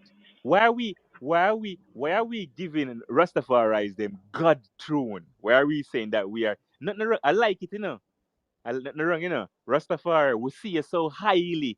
We see you as so as the purest thing in our society. Why why you doing that? Well, we nothing wrong with that. But again, while we are saying that, while Bob Marley was um walking around and sleeping with white women, he was saying that him singing for Zimbabwe. He's making songs for Africa. Today, when the hypocrites are not acting like hypocrites, let's say that. Rasta were more hypocrites. So them love whiteness and are pretend to like blackness by saying it. Today, when they're not saying no, like them like blackness, we have be a madness in society. We have total madness. So again, practice make perfect. And the practice a powerfulest person people have was first to say it. That's the first power we have. We start to say black, black, black, Africa, Africa, Africa. And the Back to Africa movement is very important. And Rastafari still hold it firm to see it on a political platform that Rastafari should be saying that them going to Africa to buy and come back to trade between Jamaica. That's what the Back to Africa movement, so we can control Jamaica. But we see the Back to Africa movement like how the West give it to us. You know? As in like Garvey was buying ship and setting up ports in different places so Africa could trade with the rest of the world. That's what Back to Africa means. Back to Africa don't mean say we jump on a ship and run to Africa, go swim in a river. It means that we're going to set up a nation, an economy. That's what the Rasta is missing. And it's because we get caught up in definition that's not for our definition. But as I say, the Rastafari movement, even though their contradictions, all their contradictions, is the only movement that have hold firmly to blackness in every aspect. Food, spirituality, location, economy, every aspect. Rastafari. So what we need to do is hold them accountable. So a go Lou. I don't see how all of a sudden Rasta, you see Rasta mad this. You see because they mad this. No, no, no, no, no, no. Remember says Rasta make you know about blackness first. And then say, wonder what go on with this contradiction. But is Rasta make you know about black is Rasta make you know about blackness? So Rasta precede the UNIA movement, Kush. Um, Oh? Rasta That precede is the what UNIA more movement. ask Kush. Same question. can I say Same thing more something ask though? Kush. Um, um, without even getting into it, let us assume that what Kush is saying is true and accurate. For the sake of argument, Rasta bringing blackness is the only black, what have you, etc., etc., etc. Why should we not discuss its contradictions? Why can we not give it all the credit that it is due and still discuss where it is giving with one hand and taking away with another, and where it is leading young people astray, where it itself has strayed from its origins? And why can we not talk about doctrinary positions that it has that are inherently, internally inconsistent, especially the Sabi, what have you. And you see, here is the thing that I can't get over. Let us say Sabi rubbish Rastafari. How silly is it if Sabi is right about the herbs to say, as a Rasta, me no deal with Sabi because Sabi no deal with Rasta or Sabi no respect Rasta? If a racist asshole come and tell you, well, 2 plus 2 is 4, I'm gonna say, we're not trying that. Is that racist asshole? 2 plus 2 is 4 anyway, you take it. You know, and if somebody is saying something and producing something that is totally aligned to your philosophy, that is totally in alignment with your philosophy, but them not join your philosophy, how are you gonna reject what they are bringing forth that is in total alignment with your philosophy? You think everybody follow Malcolm X turn Muslim? People must be serious and sensible. That's it. Michael, you wanted to respond to Kush? Yes, and I endorse 100% what Leighton just put forward because I could not have done it better. By say everything what Kusha says is true.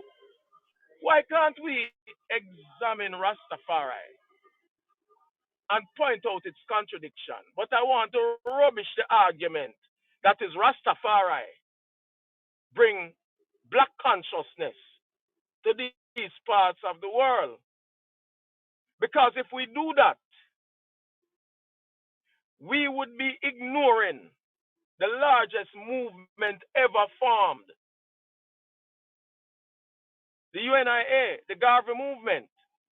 And I don't want people to just think that back to Africa is not about physically returning to Africa too. It encompasses everything for me.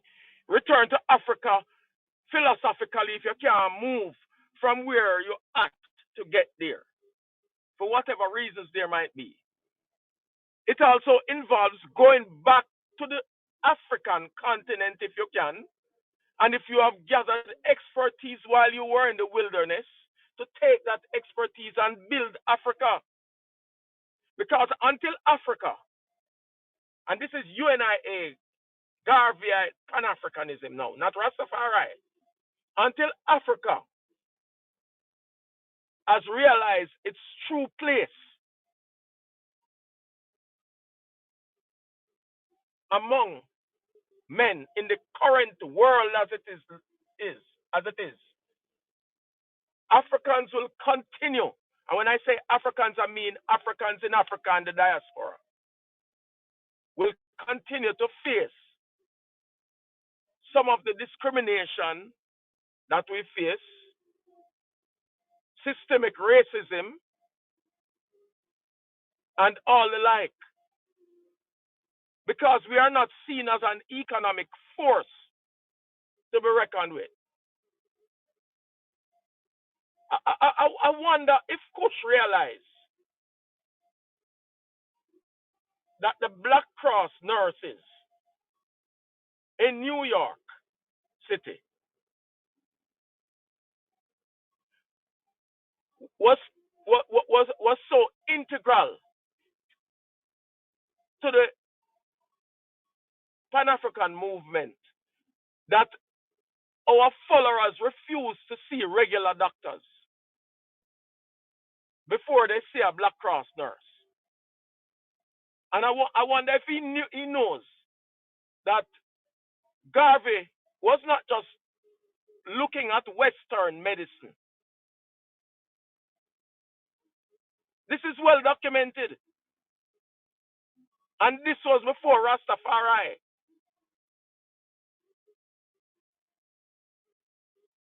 Now, I want us to also give room for individual choices. Well, I am not going to burn a man who is a Rasta man because him like a white girl. If you meet a white girl in his traditions and she appeals to him aesthetically and spiritually, I am unwilling to just knock him. But personally, my preference is still the darker the berry, the sweeter the juice. But I can't impose that, what you call, personal preference on another man. What I will say though If this man who say him love black people only wants to date, him not say no other woman who is aesthetically pleasing but white women. If he says he sees women aesthetically pleasing, whether them black, white, Chinese, Vietnamese, but this particular pale skinned lady appeals to him and he choose her, I am fine with that. But if him is an exclusive man who just said, boy, only white women appeal to him, then I would have a problem. But I am not willing to just chastise him because at the end of the day, there's only one race, and it's a human race. And I know black people of all persuasion who I would rather not associate with. And I know white people who I would rather not associate with. But I also know black people who I am willing and able and want to associate with. And there are white people who I am willing and want to associate with. There are Indian, Chinese people that cut cross races. So I don't subscribe to any philosophy that would just, you know, flog a man proverbially cliche simply because him have a white girl.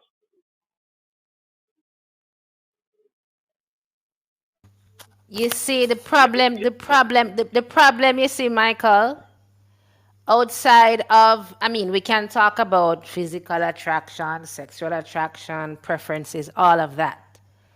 But going back to what we all agreed on, that Garveyism is the core, is the center of Rasta, and is the center of any serious black revolutionary back to Africa yeah. movement, frankly. We can't pick and choose when it comes to what is recommended or what is a tenant under Garveyism. And Garvey did not mince words.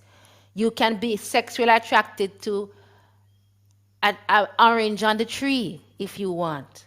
But when it comes to who you marry, no, but it's true. He made it very clear that Africans, if we're serious about strengthening Africans, strengthening ourselves, and rising up, we must marry each other. So, and I have to go back to what Kush said too. This idea that a Rasta bring Sebi to Jamaica, that doesn't exclude them from criticism or exclude them from the accusation that they're anti-black, because Sebi, that's a business venture. It's a money-making venture. And we know part of why people bantan Sebi is because Sebi rubbishes not just Rasta, any religion that worships males, because he says he does not follow male, he does not train males, and he says that the black woman is God. Now, the Rasta say he's not misogynist. The Rasta say they're not biblical when it comes to the male chauvinism in white and Arab religions.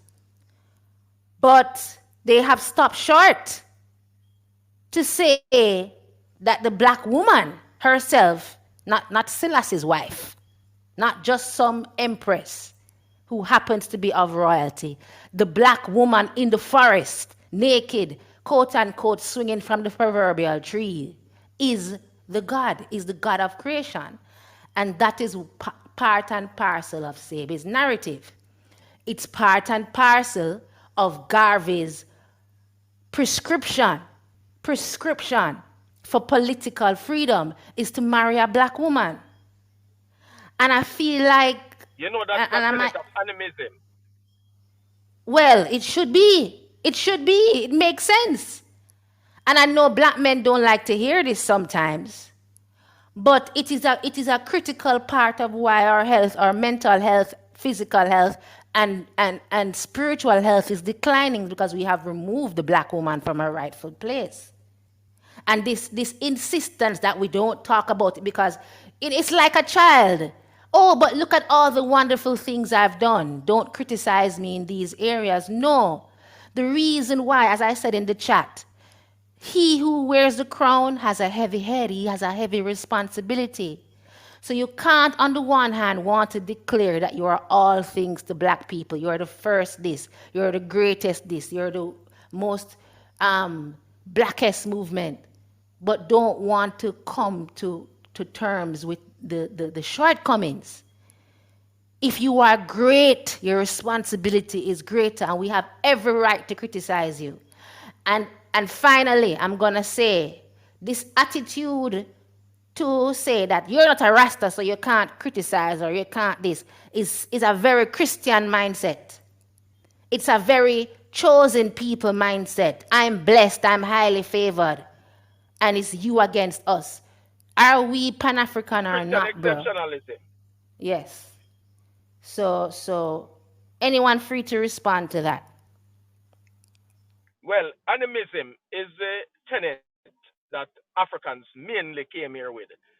And inbuilt in that is that women were the givers of life.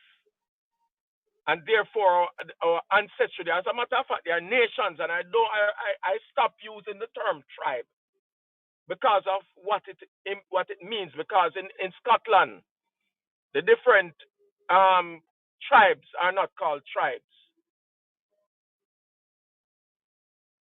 Different nations are different tenets, but in some of them, the mother's line was the way we determine who children belong to. Unfortunately, a lot of these tenets have been disrupted through colonialism, and even property rights have changed dramatically than what it used to do. It used to be before we got in contact with European civilization, if we can call it that. Our our people have drifted from honoring and worshiping, not in a I just say in a the Christian religion sense. Black woman, we have drifted from it. We have failed to acknowledge it, and as you say, it is to our detriment.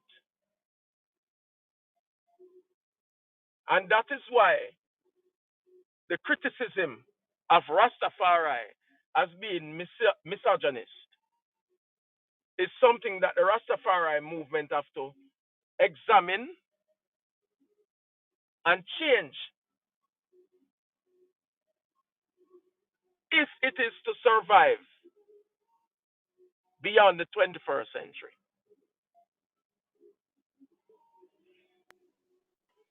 Thank you for that, Michael. Leighton, did you want to respond?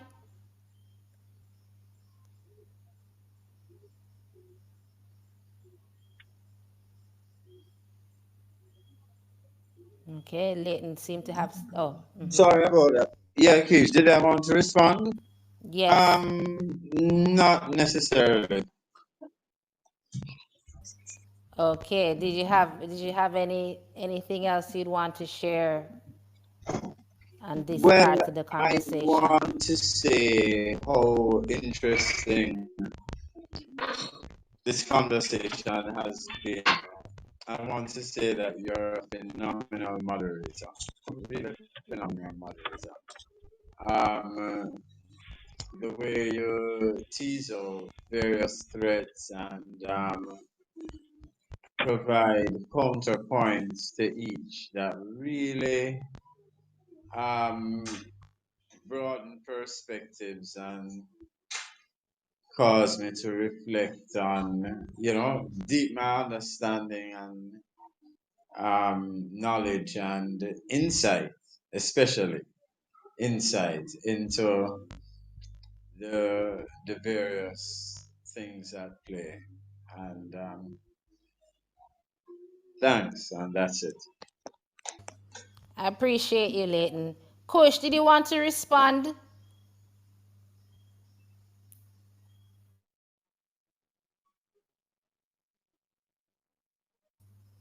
Kush? Oh, sorry. Yeah, yeah. I wanted to some quick clarity. I know the Rastafari movement was founded upon Pan Africanism. The lead are the ones in that brought forward was Garveyites. It wasn't like they were looking to Garb. They were literally in the UNI movement. So the movement was born for out of a need to liberate our entire people, right? But again, as I say, I think the criticism is okay because at least it's to make the movement stronger. But the facts remain that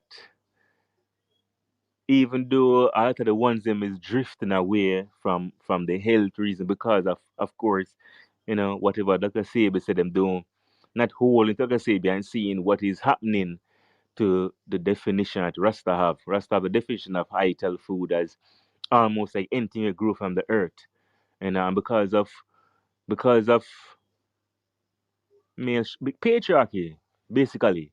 Because again, we have a whole heap of anger to fight from as a people. But because of patriarchy, we take that off. We take whatever that say to the point where we dismiss everything we're saying. So we're not going to understand. Say, yeah, carrot grow from the earth, but it's also going to seek you. Yeah, this grow and pan tree, but it's also going to seek you. It's not good for you. So because of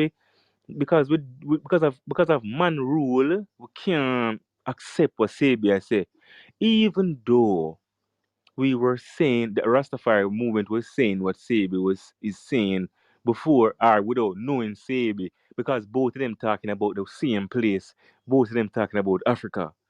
So they were both talking about their genetical memory.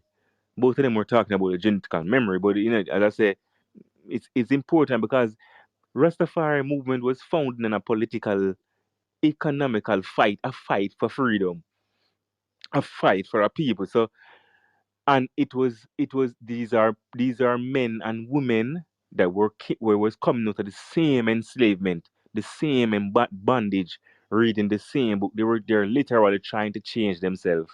So we expect contradiction right now on the continent.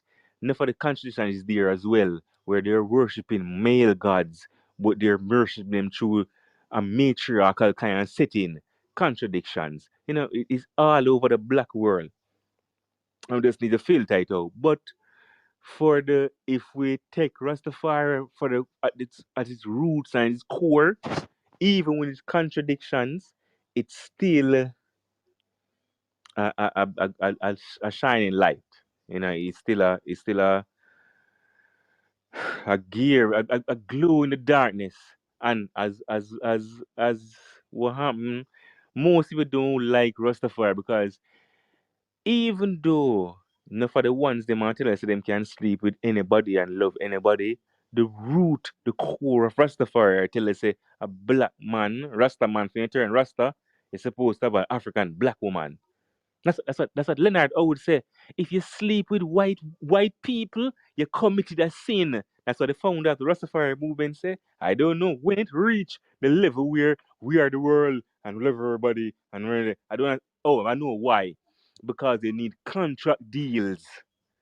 If we don't love the world, then European people won't pay us $20 for us to come on stage and entertain them. That's what we are the world for.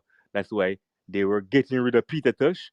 That's why Bob Marley had to go because even though he was acting on the white side, him still was for the black side.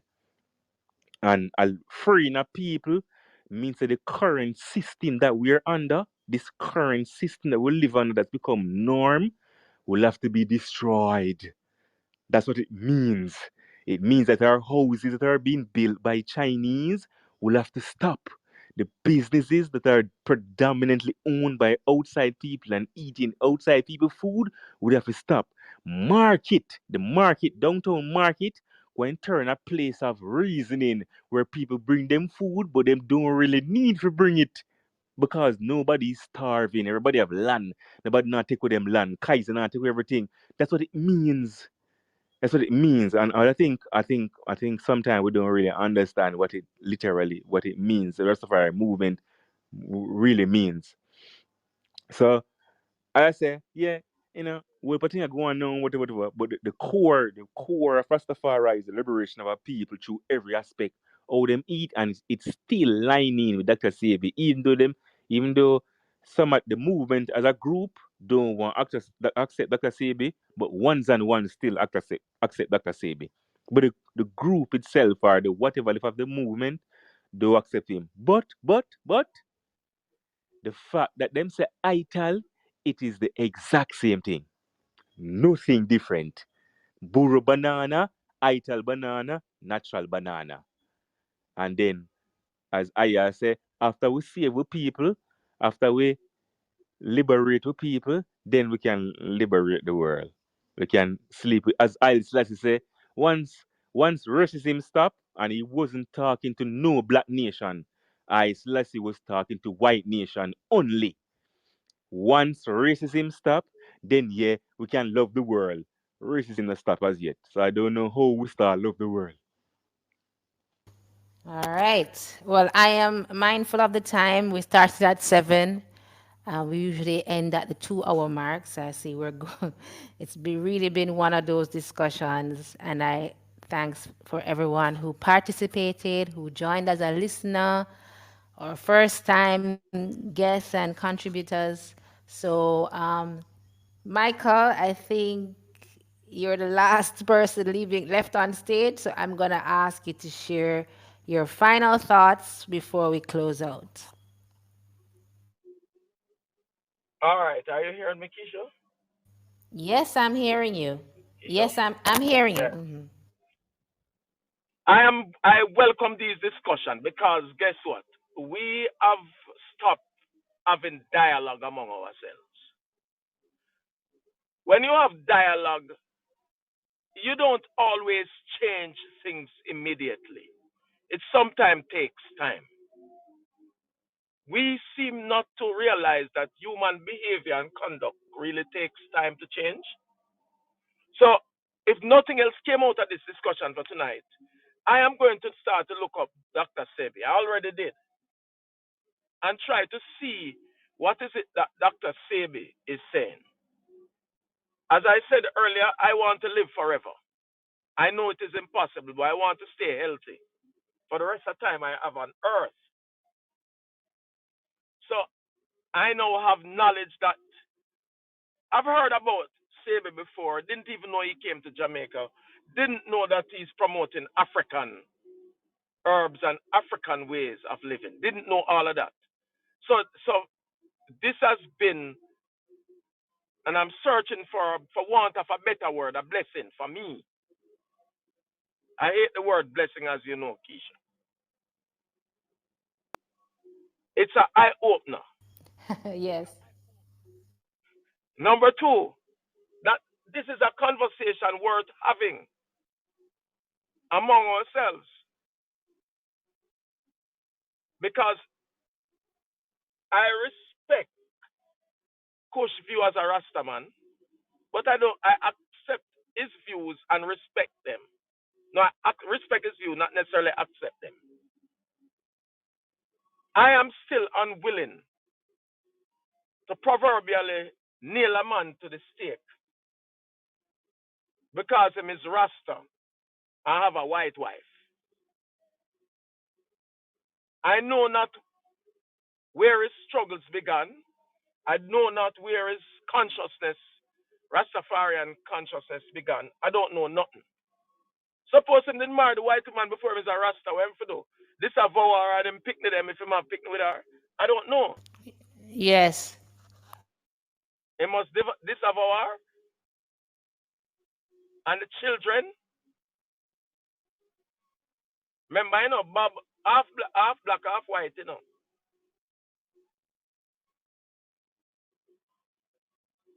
I don't know. So You know, there are things Michael, things that know that you yes, mentioned it, Michael. I think you just gave me an idea for our next topic. We need to discuss whether it's possible to be pro-black and pan-African whilst being married to or having a family with a non-black person or a white person. I think it okay, would be good to go deeper into that discussion. true, true. I mean, I don't know. I chose to marry a black woman, but me unwilling to condemn a man who married to another woman. So hold on. So Keisha, while you say that, then you have to go examine not just Caucasians as a term. You have to go start examine whether a Rasta man can be married to a Asian I don't need to because some of the examine it. I don't most need to examine it. Garvey already examined it. We are Rasta is a all right, Garveyite, so it's either. We all right, can't we because can't.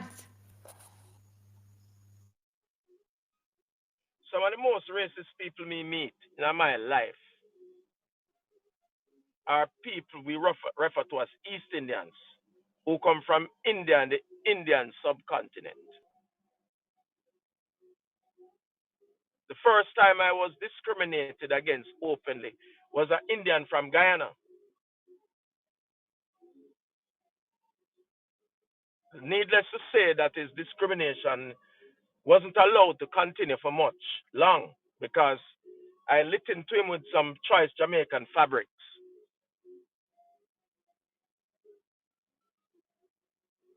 and he backed off. But thanks for having this. Thanks for having me. It was great. I got cut off at several points, but all in all, I think I caught the essence of tonight's conversation. Thank you very much. And thank you so much for joining, Michael. I hope to have you on our future discussions. Unfortunately, we have to leave, but thanks everyone. I'm going to make the replays available as usual. So if there's anything that you missed, you can feel free to listen at your leisure and to share it with others. That brings us to an end of another edition of the Truth Gangsters podcast with Kishi Blackstar. See you again this coming Sunday.